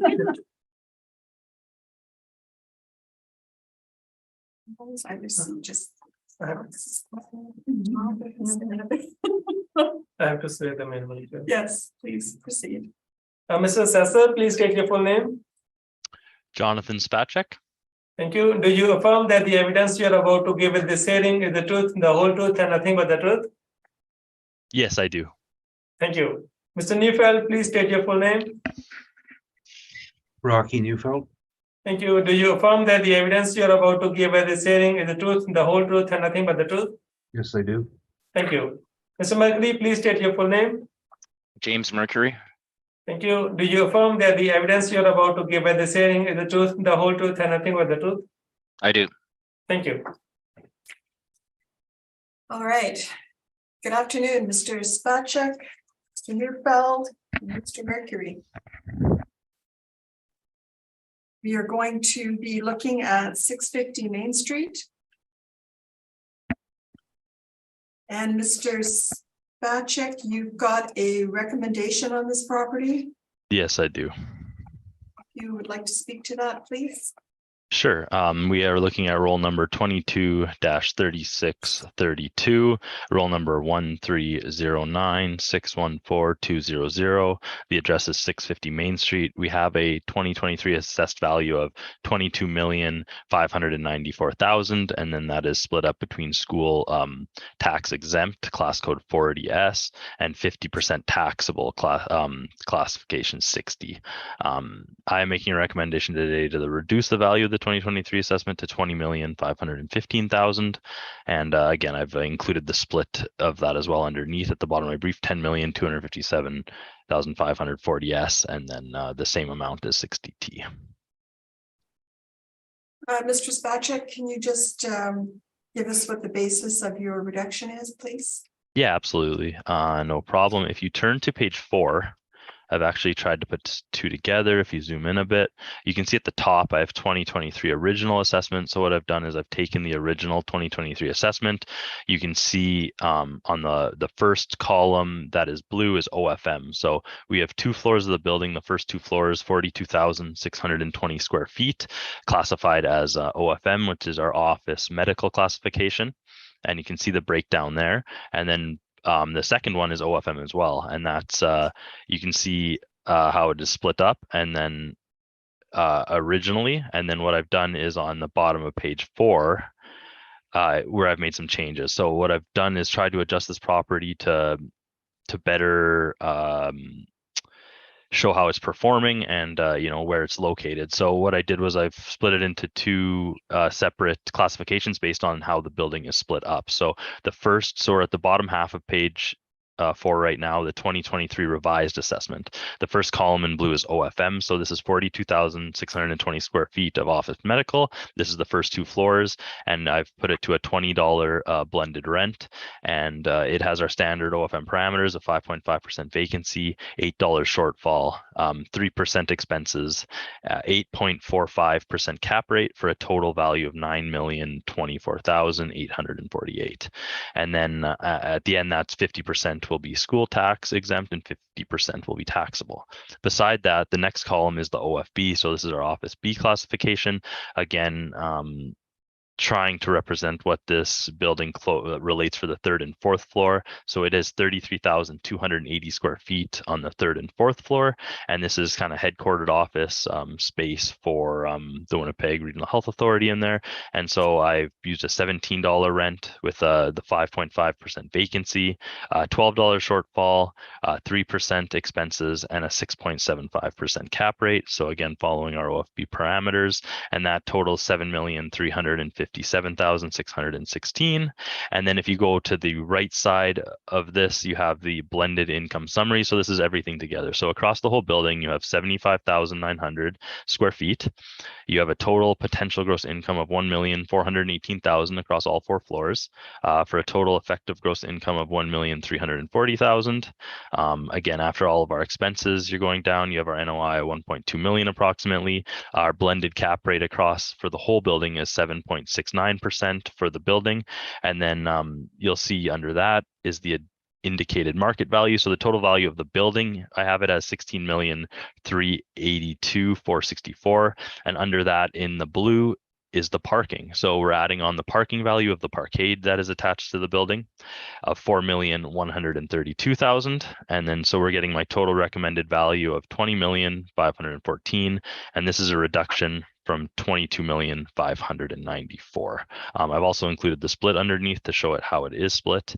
And again, the main reason I made the changes is to try to help better represent how the building's actually performing. And when you take my two blended rents that I've chosen, you're getting $18.68. So $18.68 across the building, and the actual lease in place, it's part of a 25-year lease for the building, is at $18.54. So we're falling in line with the lease that is in place. And again, when I reviewed this one, the actual modeled rents of having the building as fully OFM, which in my opinion it's not, was coming in high and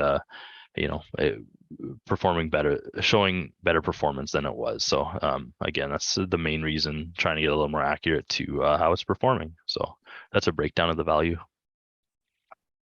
I thank you. Mr. Neufeld? Would you be accepting of this recommendation? I'm wondering if I could just ask a couple of questions about it. I'm puzzled by.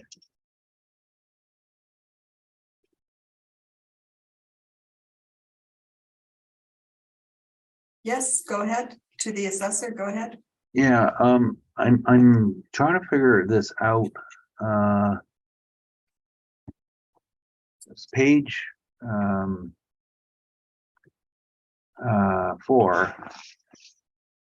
The top is what it was, The and original. yeah, and then below is the change. Now you changed income. But why did the cap rate go down for the OFB? They were both 8.45, and you actually changed that to 6.75. Yeah, so what I did for the OFB portion was to represent the office. I tried to use what kind of the closest we had, which is OFB downtown. So again, for the total value, adjusting the cap rate to what it was for the cycle, for the third and fourth floor, that's, I looked at what it did to the blended rate for putting it all together. And so, we're changing it from 8.45 to 7.69. And that's what occurred when I put in those market ones. And then the only one that didn't change was, or it did change. Just trying to see. I think I explained it, but yeah, that's like when I put in for the OFB parameters for the cap rate, it was at 6.75. So I just followed through with what we had all cycle for OFB space. But it was 8.45. Oh, I see what you're saying. It was both for OFM. It was all it's all as OFM right now, which I don't know how that, but I think what happened was in the past cycles has mostly been focus of the argument has been on the school tax, and I don't know if the quantum was ever looked at super in depth. I'm not sure, but when I looked at it this cycle, it didn't make sense to be all OFM when I've seen pictures I've been through, and I looked at the lease, so it made sense for me to split up, and I'm hoping putting it like this forward will get more accurate values. Yeah, well, it's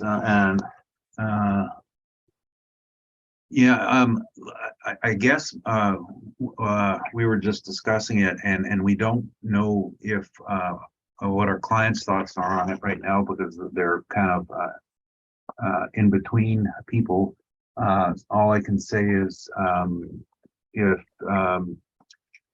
we'll accept the recommendation for today on the basis that we still have to consult with our client. That's great. All right, Mr. Marks, did you have any questions? Yes. There's a liability a class for this. Yeah.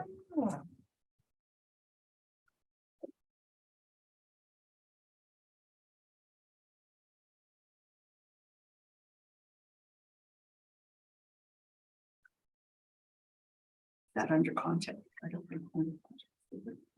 Yeah, it's not being contested.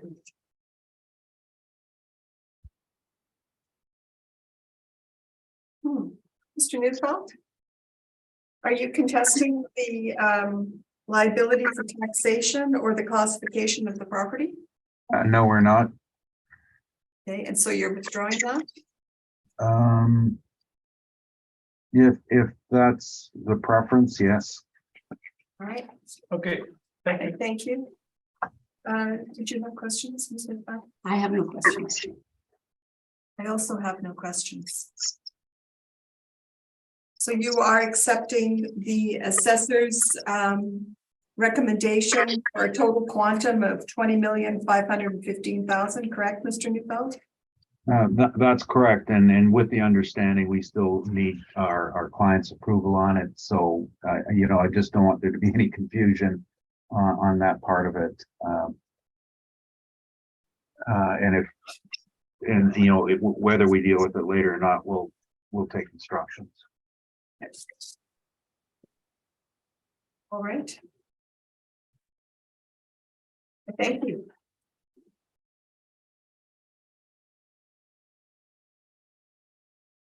Thank you, Mr. Neufeld. That's the only item you have on the docket. All right, great. Okay. Bye. Nice to see you, Jamie.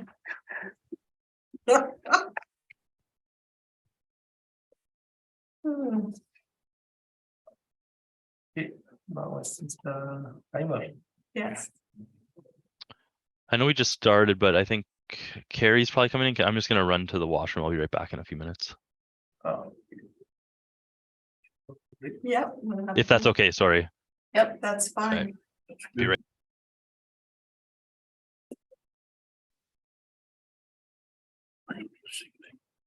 I think I missed what just happened. I think we're just gonna take a short recess, Mr. Oh. Ryan. The assessor needs a few minutes. Number 6. I'm sure I got the wrong one. I would like to call the meeting back to order. And we are going to move on to property at 1188 Pembina Highway. And if you could affirm, Mr. Ryan. Oh, yes. Mr. Reimer, please state your full name. Carrie Alfreimer. Thank you. Do you affirm that the evidence you are about to give at this hearing is the truth, the whole truth, and nothing but the truth? I do. Thank you.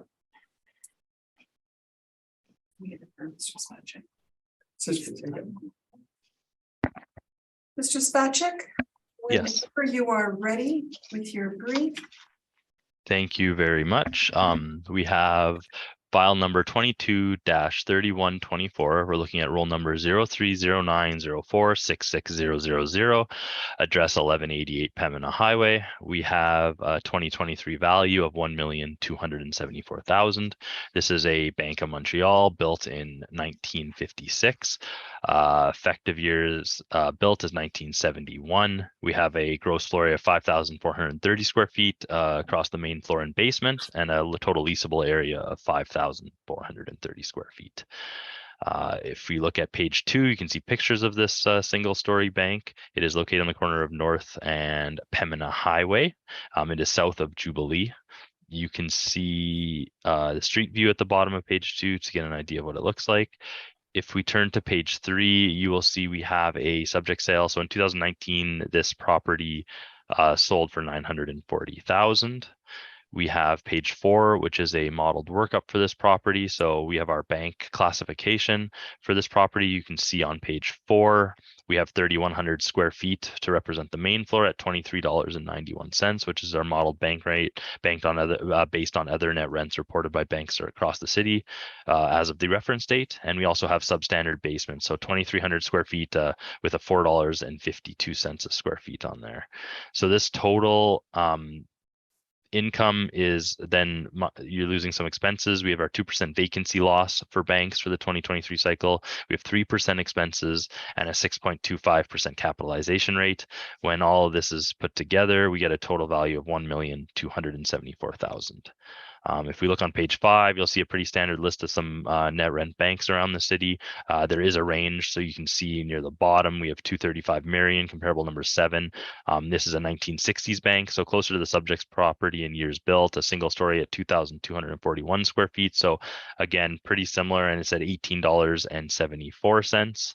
And then even if you look at comparable number 5, you're looking at 1,300 Pembina. again, pretty close by. This is a 1952, so a similar age bank with a lease signed in 2020 for 5 years. It's larger at 12,000 square feet, but it's getting a lease of $19.83. So again, our model is giving it a modeled value of $23.91. And if we scroll through the mailer starting on page 9, you'll notice the new owner of this property just pays some property taxes. And if we turn to page 11, that is the tenant verification form. So the current tenant is the Bank of Montreal. A 10-year lease signed in 2019. It looks like after the sale or around the sale date, the lease was signed for the whole building, and it's looking at approximately $12 a square foot. So we've also included the COVID questionnaire, but there is no details filled out on it. And yeah, that is my presentation. If you have any questions, please let me know. Thank you. Thank you. Mr. Reimer, questions? Thanks, Madam Chair. There will be some questions specifically relating to non-recoverable expenses and capitalization rate, and I'd ask if we might just carry those question and answers forward, so we only have to do it once, if that meets with your approval. Yes. So thanks, Mr. Spacek, for your presentation. Turning then to your page 4 briefly, please. And I believe you alluded to this. This is entirely model driven, right from the rent all the way down through to the cap rate, correct? Correct. Okay. And now with respect to the rental rate, so that on page 5, and you were very forthright in your comments, those 2 leases, the one on 1300 Pembina and the one on Marionette between 1874 and 1983 a foot, those are for comparable, well, the Marion Street is comparable in size and the 1300 Pembina is more comparable in terms of location, correct? Correct. Okay. And those rates would, of course, be significantly lower than the main floor rate of $23.91 that the model had kicked out in this case. Yeah, it is lower. Okay. Turning briefly to your page 7, the department then, as I understand it, and you've indicated the cap rate is model driven, but the department hasn't provided you, other than the conclusions on the chart on page 7, the department hasn't provided you with any specific transactional evidence to submit at the hearing this afternoon relating to those cap rates, correct? That is true. Madam Chair, those are my questions. Actually, well, so the last question would be for the non-recoverable, the 3%, as I understand it, Mr. Spacek, that's the standard allowance applied by the department for all properties, all commercial properties, industrial properties and such, based on the department's analysis of the non-recovered expenses or non-recoverable expenses, correct? Yeah, we were at 2% for 2020, and then after another look at it, we've increased it to 3% for 2023 for all income producing properties, from my understanding. Okay, perfect. Thanks. Thanks, Madam Chair. Those are my questions. Thank you. Yeah, Mr. Marks, question to you. I do, but I've forgotten what it was. Sorry. Happens to the best. I'll skip it for the moment. Oh, I know what it was. Go ahead. On your cap rate chart, which particular cap rates are we referring to? Is it office or retail or? We don't have a bank one, and I mean, Right. it's not a single story suburban office. The closest would be OFS in our offices, you know, the OFS category, but again, it's not an office, and you know, it's bank, somewhat retail, but it's, you know, I don't have the exact. I would say there's not a bank one to look at, to be honest. Okay, thank you. So just in regards to that last statement, Mr. Spacek, if there is no line for cap rates for banks, how does the model come up with the cap rate for banks specifically, if there is no category? Well, every property type class has a cap rate that's looked at for it. So, like, you know, let's call it the modeling is looked at every cycle, and so when the banks were looked at, the 6.25 for this. Like, I just don't know what the range is. Maybe they're all 6.25. I doubt that, but I've only had one bank this cycle, so I haven't seen the range of what what could come out. Say if it's a brand new bank, it's most likely going to be lower, but there is always a range. It's just not necessarily published in our chart. So for the smaller property type classes like banks and some of the other ones we run into, that you'll see where we say, hey, there's like, vehicle service garages and like, etc. There's not a range to be published. There's no third party analysis to be looked at as well. Like you'll notice Colliers, CBRE, Cushman Wakefield, they don't necessarily have a bank category to look at. So we don't throw it on the chart because then you would just be looking at ours and there's nothing to compare it to, if that makes sense. So do you know if the model takes all the banks and comes up with a cap rate just for banks, like off the data that you input into the model? I couldn't tell you the exact because it depends on sales, right? And if those sales have good enough information to analyze. So you need a sale and it needs to be before the reference date, and it has to have an operating income that is able to look at to determine a cap rate. So again, I don't know offhand how many banks sold as of the reference date and how many of them were included in that. I can't give you that because I don't know. All right. But that is what's put into the model. That's the kind of information that it determines what a cap rate is for a cycle. Right. Thank you. So your brief is model driven then, correct? Yes, 100%. And you did not inspect the property? I've not inspected this for this hearing. Okay. Do you have anything in your notes as to when it was last inspected? I did not look that up, sorry. Okay. That is all my questions. Thank you, Mr. Reimer, if you would like to proceed. Thanks, Madam Chair. Interestingly, in this case, Mr. Spacek just sort of alluded to it, where there's sales information and such, where one is able to benchmark some of this data. It would be presumably considered by the model and also the department and ourselves. And in this case, the subject did actually sell. I'm not relying on it entirely because, as I'll mention briefly shortly, it was a sale leaseback. But having said that, there is some cogent evidence as to the value of the property based on that 2019 sale and the leaseback or the lease of the property by the bank in connection with that transaction. Madam Chair, again, if I might, this case will involve a brief discussion. I'll keep it very brief, of the non-recoverable expense issue. If I might ask that those comments and questions be carried forward.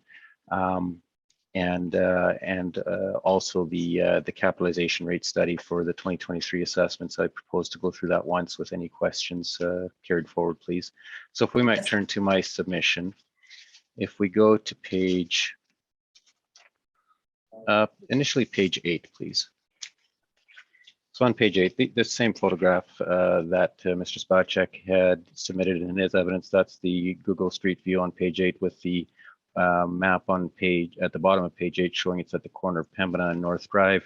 Page 9, then there is the aerial view showing there's a little bit of parking, very limited, a couple of stalls in the back for the property, and outside, not included in the property, but on the street that would be to the immediate north of the building. There's also a few stalls, again, not part of the subject role, but effectively used by the customers of the bank.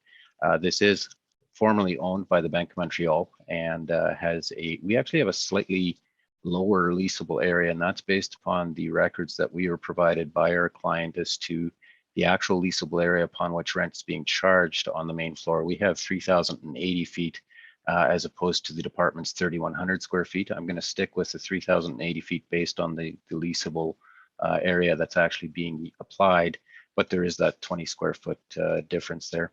The lot area, as I mentioned on page 9, is 5,206 square feet. So if one turns then please to page 13. So on page 13, as I mentioned, there was a transaction in, I mentioned June, it's actually October, a transaction in October of 19 for a price of $940,000 for the subject for the entire building, which was leased back by BMO based upon a main floor rent of $22 a square foot. That is the only rent that's being collected and was agreed in connection with this sale and leaseback. The basement area is certainly used and occupied by BMO, but no rent is being charged on that area. As you can see beneath, this is towards the top of the page, the first chart there. That's the lease details that we are provided by BMO. Shows the basement level of 2,246 square feet, but you'll see from towards the second and third last columns along the right, no rents being charged. But then if you move to the main floor space, as you can see, this is now the second row. It's a total area of 3,080 square feet, as I'd referenced, and a net rent of $22 a square foot being paid. We've also provided, so we looked at that net rental rate, and we looked at some of the rental rates for older bank space. And as you can see in the chart in the middle of page 13, ranges from $14.50 a foot up to $27.25 a foot. Based upon those indicators, we are actually applying the $22 rate. It's consistent with those indicators, and of course consistent with the lease of the property in 2019. So we're applying that rate to the main floor space. We are, notwithstanding that no rent's charged for the basement, we are applying a nominal storage rate of $2.50 a square foot to the basement area. And I then would ask the board to turn to page 15. And if you might all, board members and Mr. Spacek, please get your pens and or notes handy. I had suggested in my analysis in my brief that I had applied a vacancy rate that is of 2%. There is a rate shown on page 15 of 5%. So I'm going to ask you to amend my request, because I'm not disagreeing with the 2% vacancy allowance in this case.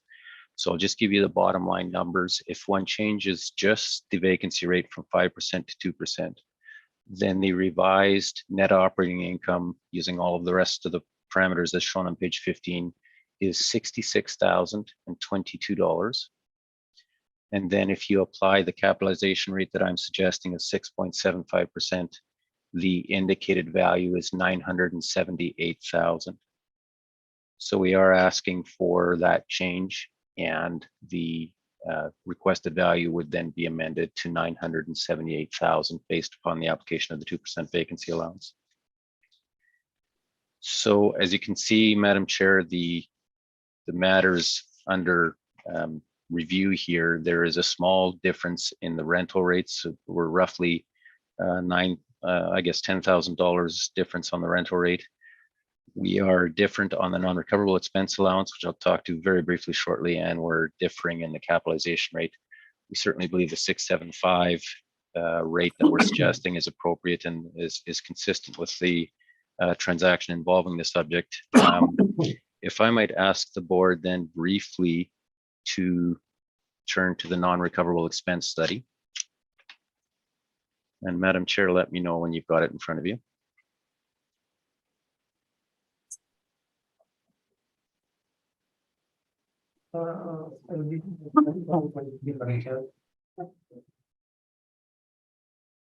It's not this one. Please call it 2023. That's at the very bottom. The very bottom. Just scroll it down. Thank you. Yes, proceed. Thank you. So I'm going to, as I say, I know all the panel members, I know Mr. Spacek, we've heard this many, many times, so I'm going to keep it at a very high level. Bottom of page 2, the second last paragraph, the indented paragraph, our suggestion, Madam Chair, is that this allowance that I'm suggesting should, pardon me, should be set at 5%, was always intended to be a stabilized allowance for non-recoverable expenses, and the assessment department's earlier manuals in our respectful submission confirms that. It says even with net leases and competent management, there will still be expenses incurred by the landlord that are non-recoverable from the tenants. Examples are processing payments and chasing bad debts, and in our respectful submission, leasing commissions, advertising, marketing, and professional fees being the primary considerations. If one then turns to, we had occasion to look at some of the appraisal theory, and if you turn to page 4, again, the second last paragraph, the indented paragraph, and this is coming from the case studies and appraisal, and it states the appraiser should also account for non-recoverable expenses. The most important non-recoverable cost items to be aware of are space marketing costs, which include both tenant inducements and leasing costs, and an allowance for structural or mechanical repairs. The other cost associated with leasing spaces, leasing fees, or commissions. And to be clear, Madam Chair, in our from our perspective, the 2%, what's historically been known as the other allowance of 2%, we're treating that as covering the structural repair reserve. So we're not including that in our analysis. We are, however, including the leasing commission's professional fees and advertising marketing costs. If we then move briefly to page 7, we had also had occasion to look at some of the other assessment authorities, manuals and guides.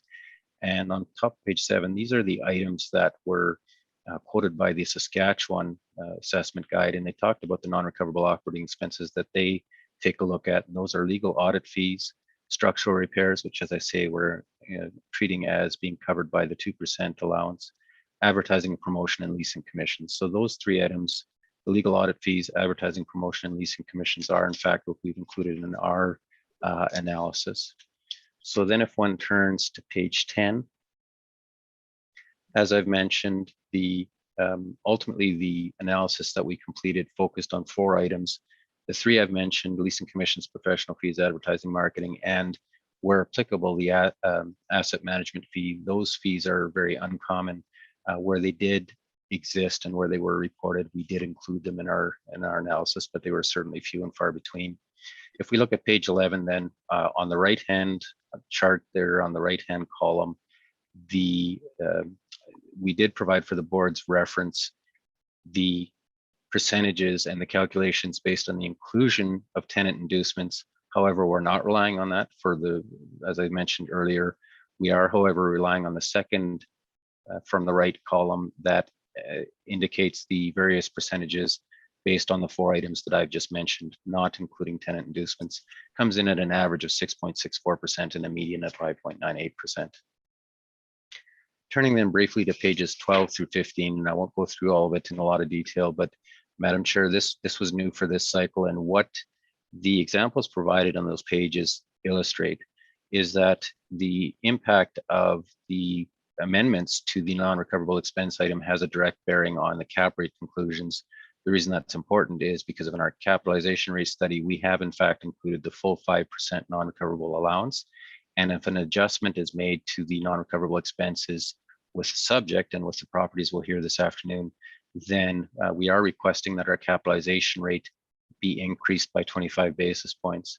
The illustration we provided on pages 13 through 15 indicates that we've got the same set of assumptions relating to a transaction right from sale price down through NOI, with the sole exception of slight changes to the non-recoverable expense. If one includes on page 13 the full 5% non-recoverable expense, which is the methodology that Altus has implied, the indicated cap rate there is 7.38%, as you see.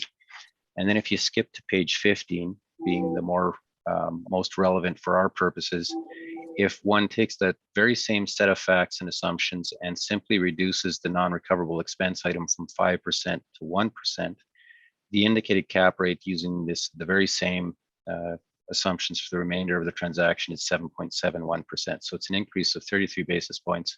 For our purposes, we've rounded our request of the board to simply to 25 basis points, so that in effect, if the board chooses to reduce the non-recoverable expense allowance from 5% to 1%, then we would ask that our capitalization rate request be increased by 25 basis points, because our capitalization rate analysis in all cases includes the full 5% expense allowance. And of course, one has to apply the methodology consistently in our submission, and therefore the elevated or the 25 basis point increase in the cap rate would be required. If I could then ask the board members, and again, I propose to go through this only once, if we could turn to the 2023 capitalization rate study for office properties. And again, Madam Chair, if you might let me know when you've arrived to that.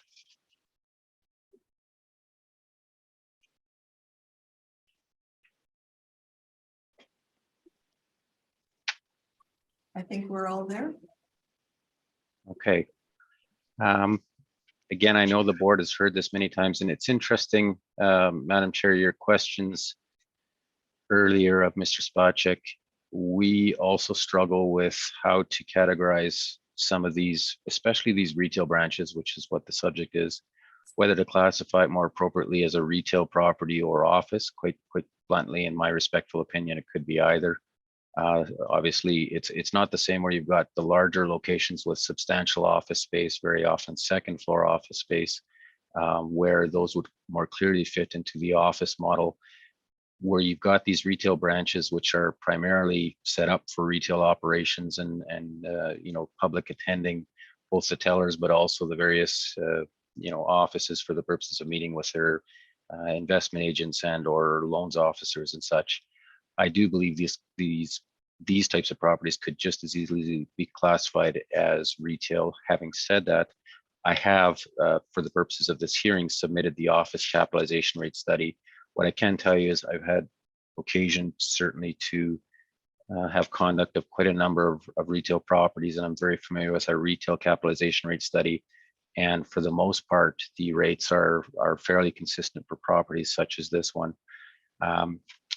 I'm going to go to page 6 of the, sorry, page 8 of the capitalization rate study, if we might.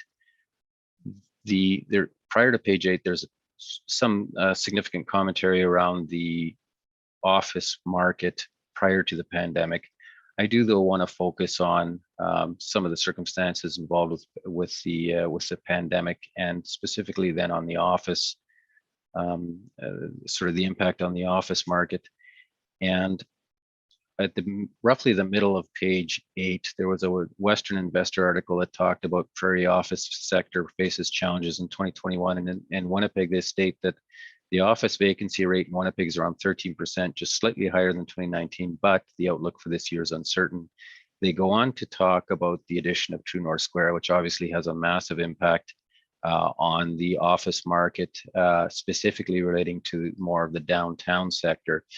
But don't forget, Madam Chair, that as you sort of try to rebalance the supply and demand, that the demands generally for office space, if you've got a significant amount of space on the market, and as landlords try and fill any resulting vacancies, that could certainly have an impact as well on trying to attract some suburban office users to downtown with some very attractive incentives and or rental rates. So it would certainly ripple throughout the market. In the case of the bank properties, it's, again, if you treat it as a retail kind of property, that would have very little application. But to the extent that banks, as with most other institutions, are operating increasingly online, and then combined with the excess office space in the office inventory, that could certainly have, I'd suggest, an impact on it. When you look at page 9, there is, they talk about the key assumption survey that Altus Group had the opportunity to conduct with a number of very, very sophisticated office investors and managers. And it's interesting, at the bottom of page 9, our survey indicated that 57% of respondents expected office tenants to downsize their space in the future. That's a function of fundamentally of 2 items. One being the work from home model, which was becoming increasingly popular, and quite frankly, a lot of office tenants certainly found, after they sort of got their legs under them when the pandemic hit, and they had to very quickly implement the remote model if they didn't already have one in place, they found that the remote work model was actually working perhaps better than they expected. So that was a very interesting conclusion, and that certainly, as of the reference date, was becoming very entrenched. So as a result of that, as a result of the expectation of some of these fundamental changes to the office work environment, they had it on page 11. We had a couple of questions that were put to these respondents in the survey, and they asked what percentage change in market rents was to be expected for suburban and downtown. The suburban office bars being the darker shaded. And as you can see on the top chart on the page 11, there was a significant percentage that said they expected no change, but there were also, when you add up the bars to the left, in terms of the decreases, there was a very substantial, the majority certainly respondents were expecting the suburban office rates to decrease. For top, and this would be for top quality office. For lower quality office, the perspective was even more negative, as far as the expectation that the rents would decrease in going into 2021. And Then turning to page 12, and this was specifically, these questions were relating specifically to cap rate expectations based upon some of those changes we talked about that were becoming very apparent during the pandemic and through the reference date. And the question was posed as far as what was your expectation for capitalization rate trends? And as you can see in the top chart on page 12, for the better quality office, there was an expectation by the overwhelming majority of the respondents that capitalization rates would increase, a great many saying between 25 and 50 basis points, a significant number saying between 50 and 75, and then smaller numbers for expected rates to increase further still. But certainly between 25 basis points and 75 basis points, that represented fully 80% of the respondents. And this is for the high quality office. Again, for the lower quality office on page 12, bottom of page 12, then the outlook was certainly much more gloomy still, with virtually half of the respondents suggesting that they expected capitalization rates to increase between 50 and 75 basis points. So then if one turns briefly to page 16, and we've got three capitalization rates, three transactions we looked at during the pandemic period. As you can see there, there was a suburban office on Dover Court that with an indicated cap rate of 7.23%, and a property at 433 Main Street at 7.66. That, quite bluntly, wouldn't be comparable to the subject. And 870 Portage with an implied cap rate of 6.97%. So the conclusion we've come to on page 17 for the 2023 assessments then, as you can see at the chart at the middle of page 17 for the Class S, which is the suburban office properties, the indicated capitalization rates would range from between 6.25% to 7.5%, depending on the risk profile for the property, which include things like strength of covenant and building age and condition, all of these kinds of things, location and such. So the capitalization rate that we've suggested for the subject would fall in the middle of that range at 6.75%. And certainly if one goes back to then our main submission and back to page 15.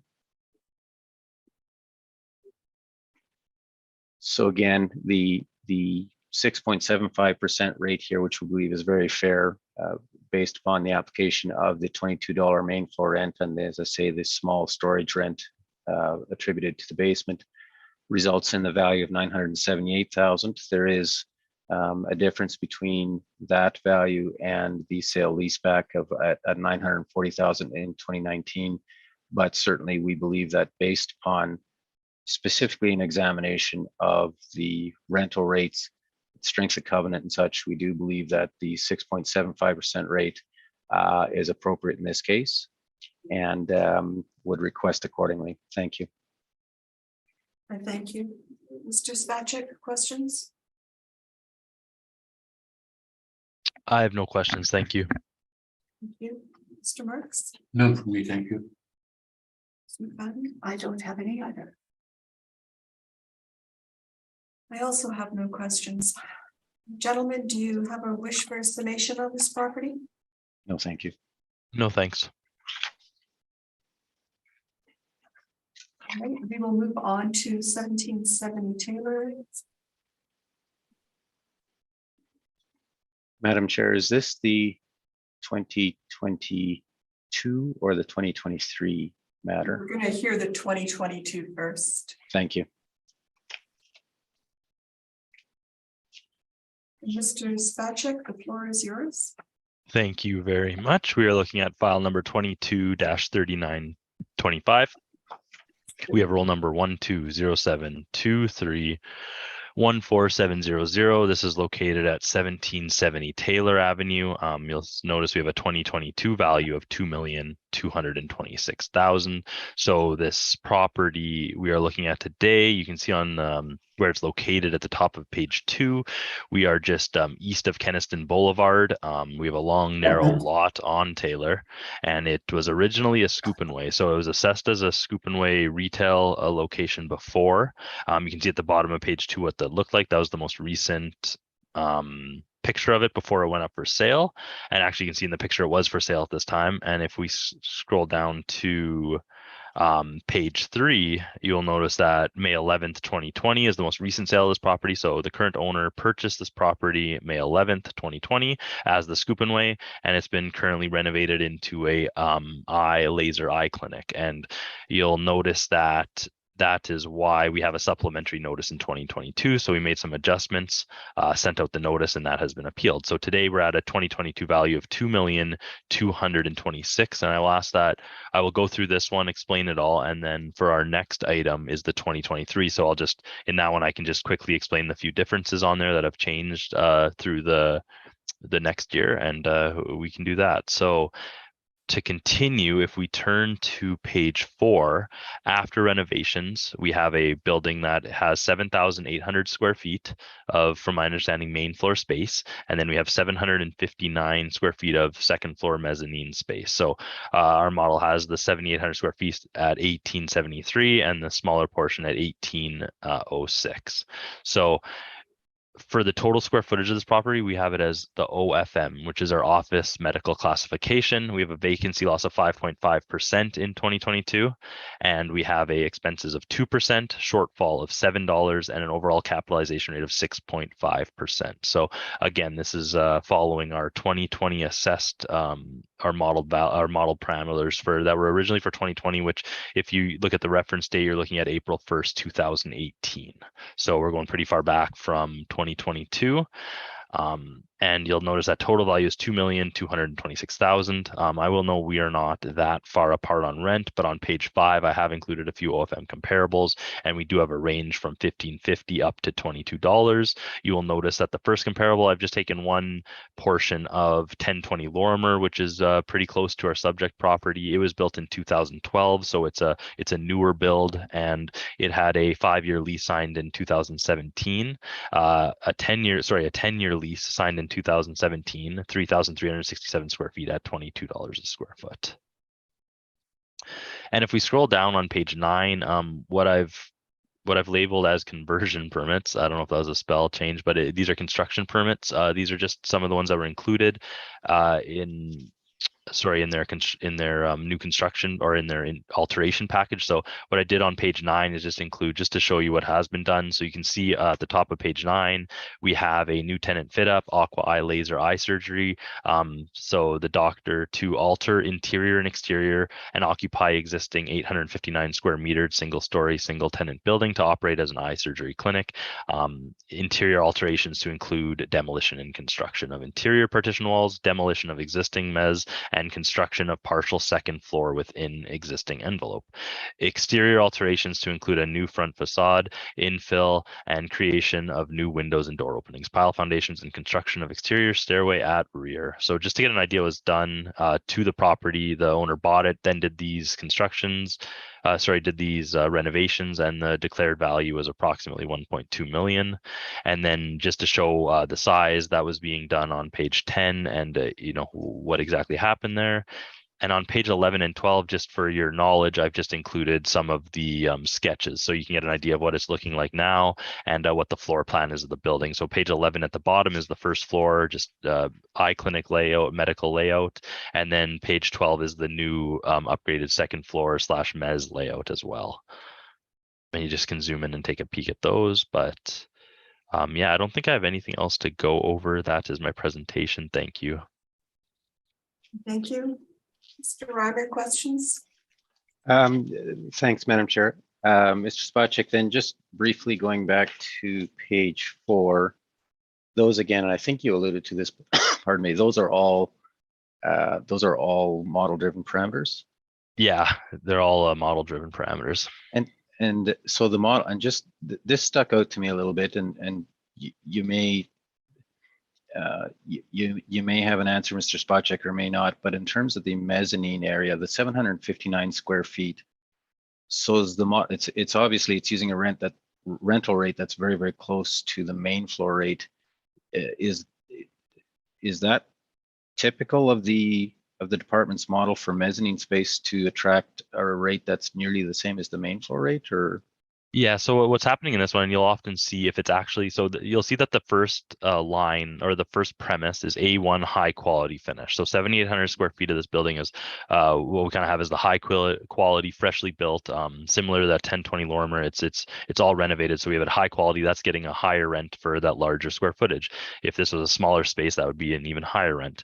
And then we went down to C2 standard finish. So this is more of a standard finish. If this was that A1 quality for that small square footage, it would be much higher than that $18. And in this case, because of the renovations done, I'm gonna make the assumption that whoever put this on, read the permit, saw that they redid the second floor, looked at the layout and said, hey, this is probably more in line with what they think it is. But if it was just pure kind of storage mezzanine space, you're gonna look at, there's a range underneath kind of the average rent for the building. Like say for at $18, maybe that might be $12 for that mezz space. If it was more of, like I just looked at the plans and I had the same question, so I did try to look at that. But for standard mezzanine space, it's usually lower than the main floor rent. And but again, that was my question exactly, because what I've seen, and again, I don't mean to be presumptuous, Mr. Spacek, but what I've seen most often is that you've got a different label on it that talks about mezzanine space, even where it's sort of office and lunchroom and such. And in this case, it looked like the system had actually coded it as if it was still not mezzanine space, but main floor space, but just at a different rate. So that's kind of what is still, I think, throwing me off a bit. Yeah, absolutely. Now, were you aware, and again, I'm not sure, I'm guessing you haven't, but were you aware that there's only stairway access to the mezzanine space? Just the stairway they added. Yeah. I know there's, from my understanding, no elevator or anything like that. Right. And if we go just briefly to page 12, and again, Madam Chair, the intent of some of this is just to frame the discussion both for this and the next one. So what's shown there on storage is actually, and I guess it extends, so you've got the narrow, if you see and I have a hard time reading these numbers, I gotta say, there's the space marked as storage, and that's actually mechanical space. Were you aware of that? Is this on the first floor or the second? No, the second floor. To your page 12, the very last page of your I submission. just want to see, there is an area, the narrow corridor on the second floor labeled 214, storage. Yeah, okay.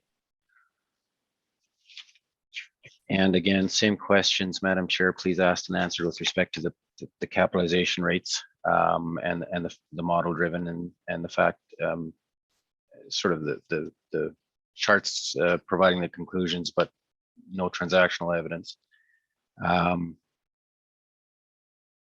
Those are my questions. Thank you, Mr. Spacek. Thank you. Thank you. Mr. Marks, questions? My question's been answered. Thank you. I have no questions. Thank you. So, Mr. Spacek, was there an inspection done on this property? No, from my understanding, this one was put on kind of during the COVID time, so there was no in-person inspection. Okay, so just more out of curiosity, and I understand why inspections weren't taking place during the COVID, but would a property such as this then not sort of be inspected later? Do you not have a list for that? I don't, if it's the proper square footage and the plans are good enough to see what's going on, and the owners, if anything's needed, and you can request pictures these days. I don't know how important it is to actually see it with your eyes, but again, I don't believe it's on some list to be re-inspected. No. Okay, and you have no pictures? I have no pictures included. No. All right, thank you. Mr. Ryder, if you'd like to give us your brief. Thanks, Madam Chair. Could we turn to page 15 initially, please?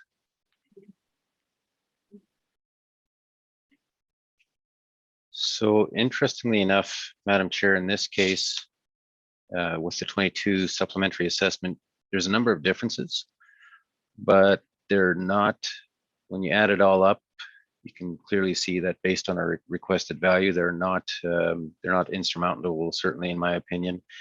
With respect to the total potential income, the department's got 159,800. We, as you can see on page 15, have 148,185. So we're out by, call it $11,500, and fully half of that relates to the mezzanine space. What I can tell you, Madam Chair, is I did actually inspect the property yesterday. The mezzanine space, the chart submitted by Mr. Spacek appears to be, from my recollection, very accurate relative to what I saw. But certainly I'd suggest with a walk-up mezzanine space, the majority of it is finished for various purposes. The gym area is just open with some gym equipment in it, nothing spectacular. There is a significant component, as I mentioned, of mechanical space. It's labeled as storage, it's actually mechanical. But certainly I'd suggest that the $9 rate for walk-up mezzanine space, assuming it's all finished, would be very appropriate and consistent with the approach that we often take, which is the mezzanine areas at a half rate of the main floor space, on the assumption that there's a high degree of finish on it. If it's mezzanine storage, it has a rate that, in my certainly respectful submission and experience, would be much lower still. But based upon the finish that I saw yesterday and the assumption I had going into it, as you can see on page 15, we are using the half rate. Based upon an area, though, that's one difference we have. We had an area of 865 square feet. That is quite a bit higher, actually, than the department's area of 759 square feet. So for the purposes of our submission this afternoon, I'm sticking with the 865 based on my records and applying that $9 rate. So as you can see there, we've applied the $18 for the main floor space, slightly lower than the department's rate, but not by much, but the lower rate of $9 to the mezzanine space, coming in then at a total potential income of 148,185. You can see there that the difference is actually, with the remainder of the valuation, distilled down to two. One of those is the non-recoverable expense item, and for the same reasons I've talked about earlier, Madam Chair, notwithstanding that we're talking about the 22 assessment, where the department has reduced what's formerly known as the 5% management allowance to zero. But for the very same reasons I talked about earlier in connection with the 2023 assessment appeal of the property on Pembina, I am asking that the non-recoverable expense allowance be restored to 5% for the very same reasons, so I need not go through it again. The other difference is cap rate, and interestingly enough, in this case, our rate is actually lower. We're applying the 6.25% rate, and what I will tell you, Madam Chair, is based upon what I saw when I inspected the property, I'm very comfortable with that rate at 6.25%. The space has been redone to a business decision was made by my client to purchase this property, renovate it for his purposes, and get it to the condition that it's now in for the purpose of running it as an eye surgery center. It is good quality space, absolutely, and the rental rates that the department and we have both selected for the main floor space, I believe, reflect that. And further, the capitalization rate at 6.25 for this good quality building, we believe, is appropriate in this case. So as you can see there, we are requesting a value, a reduction down to a value of $2,030,000 based on the application of the rents as shown and the remainder of the expense allowances, including the 5% non-recoverable, capped at 6.25. Again, and Mr. Spacek alluded to this, there's not a lot of difference, especially when one considers the main floor rate. We're very, very close, but for the board's reference, we have on page 13 supplied a chart of the some various rents for better quality office space, newer buildings ranging from $16.50 a foot up to $24 a foot.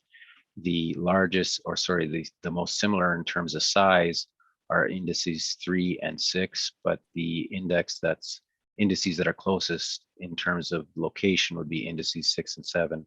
And certainly we believe the $18 rate in this case for the main floor space is appropriate. So subject to any questions, that would be my submission. Thank you. Thank you. Mr. Spacek, questions? I have no questions. Thank you. Mr. Marks? And none for me, thank you. And I have none. I also have no questions.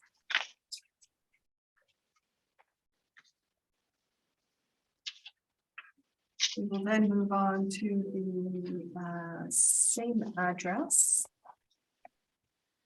for the 2023. Mr. Spacek, whenever you'd like to proceed. Thank you, Madam Chair. We're looking at file number 22-3926. This is roll number 1207231470. Address again 1770 Taylor. Big changes here is the 2023 value is 2,796,000. We have all the same information for the property. If we scroll down to number 4, you'll see in 2023, we have a rental rate of $18.92 for the main floor and $17.93 for that mezz space. The vacancy loss is 5.5%. The expenses has went up from 2 to 3%. Shortfall is $8, and the overall capitalization rate is 5.15%. So this is where we get that difference, and the 2023 value is 2,796,000. Again, using similar comparables, added a few in there, but again, the rental rate is not an issue on this one, really. We are so close. If we turn to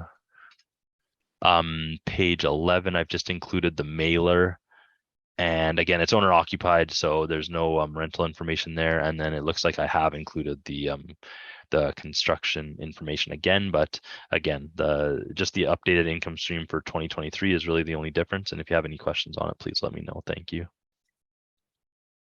Thank you. Mr. Ryman, questions? Madam Chair, questions asked and answered as to cap rate and non-recovered, please. And Mr. Spacek, so it is model driven top to bottom, correct? Yes, absolutely. Thanks, Madam Chair. That's my question. Thank you. Mr. Marks? Just one, I realize it's model driven, but why the difference in the cap rate from the previous property to this one, all the same property, right? Yeah, and so same property, and then the reference dates changed from April 1st, 2018 to April 1st, 2021. So a part of it is how the OFM was modeled, is the cap rate was determined to be lower for that time period for the same building, and for it to be that much, you know what, I tried to look into it because it did stick out to me, but really all I could see was the only explanation I had for having it what we would consider a wider change is when the renovations were put through. I'm not sure that the 2022 cap rate adjusted. I'm thinking in theory, if that one was reran, it would come in lower. I don't know if it adjusted for the renovations that had happened at that time. That was the only thing I could think of, but again, those are a couple of the reasons why I believe the cap rate is a little farther apart than probably most changes from one cycle to another. Okay, thank you very much. No further questions. Thank you. Ms. McFadden? My question is asked. Thank you. I have no further questions. Mr. Breimer? So, Madam Chair, just like to follow up on that just briefly, and if we might just keep Mr. Spacek's brief open for just a moment and go to page 7. Mr. Marks keyed on what's going to be pretty much the issue in this case, or this most significant issue. The capitalization rate conclusions for, as you can see on the chart on page 7, from the City of Winnipeg model data, that is, for suburban OFS properties, both for Class A and Class B properties, ranges from 5.6 to 6.9. Certainly, I'd suggest the 5.15, and I appreciate Mr. Spacek's comments about the 22 cap rate, maybe not reflecting it. I'd actually suggest, based on the department's own data, that 5.15% for this building, it doesn't even fall within the range on those cap rate conclusions, and certainly suggests that the model has very much overshot the mark on the low side as it relates to capitalization rate for the subject. Again, recall my comments, Madam Chair, that certainly this property was purchased. It was a scoop and way. It's obviously very different now, but ultimately it was purchased and renovated for the purposes of the business operations based on business modeling as opposed to real estate value. And it's just for reasons that I'll talk about very briefly shortly that the capitalization rate at 5.15% just is very aggressive in this case. If we could turn then to my submission on page 15, please.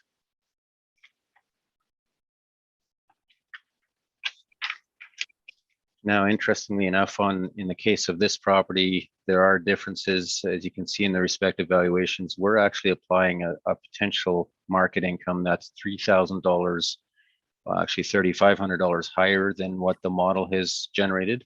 We're applying a main floor rate, in this case of $20 a square foot, and again, a half rate for the mezzanine at $10 a square foot, resulting in the total potential income of $164,650. That is, as I say, about $3,500 higher than the department's model-driven rental rates.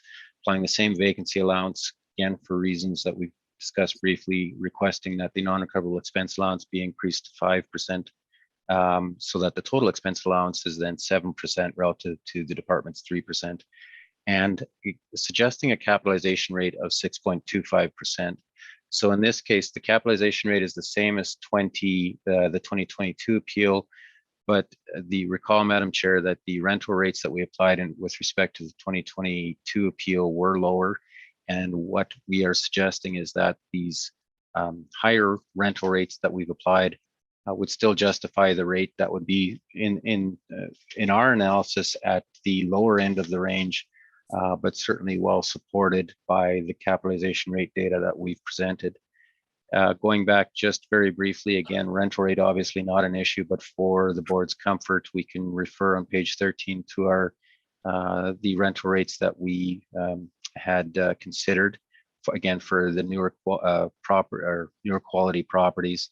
So you can see they're a pretty significant range, but we certainly believe that the $20 rate for the main floor and $10 on the mezz is well within those market indicators. Recall, Madam Chair, from our capitalization rate study that we've got some transactional evidence, the one property on Dover Court being the true suburban office, and it was at 7.23% for a property that was built in 1992, so not as new as the subject. Obviously, and with the renovations and the effective age, certainly it's the subject would be considered to be overall a newer condition, but neither are we asking for the 7.23%. We are suggesting the conclusions we've come to with respect to suburban offices within the as of the reference date range between 6.25% and 7.5%.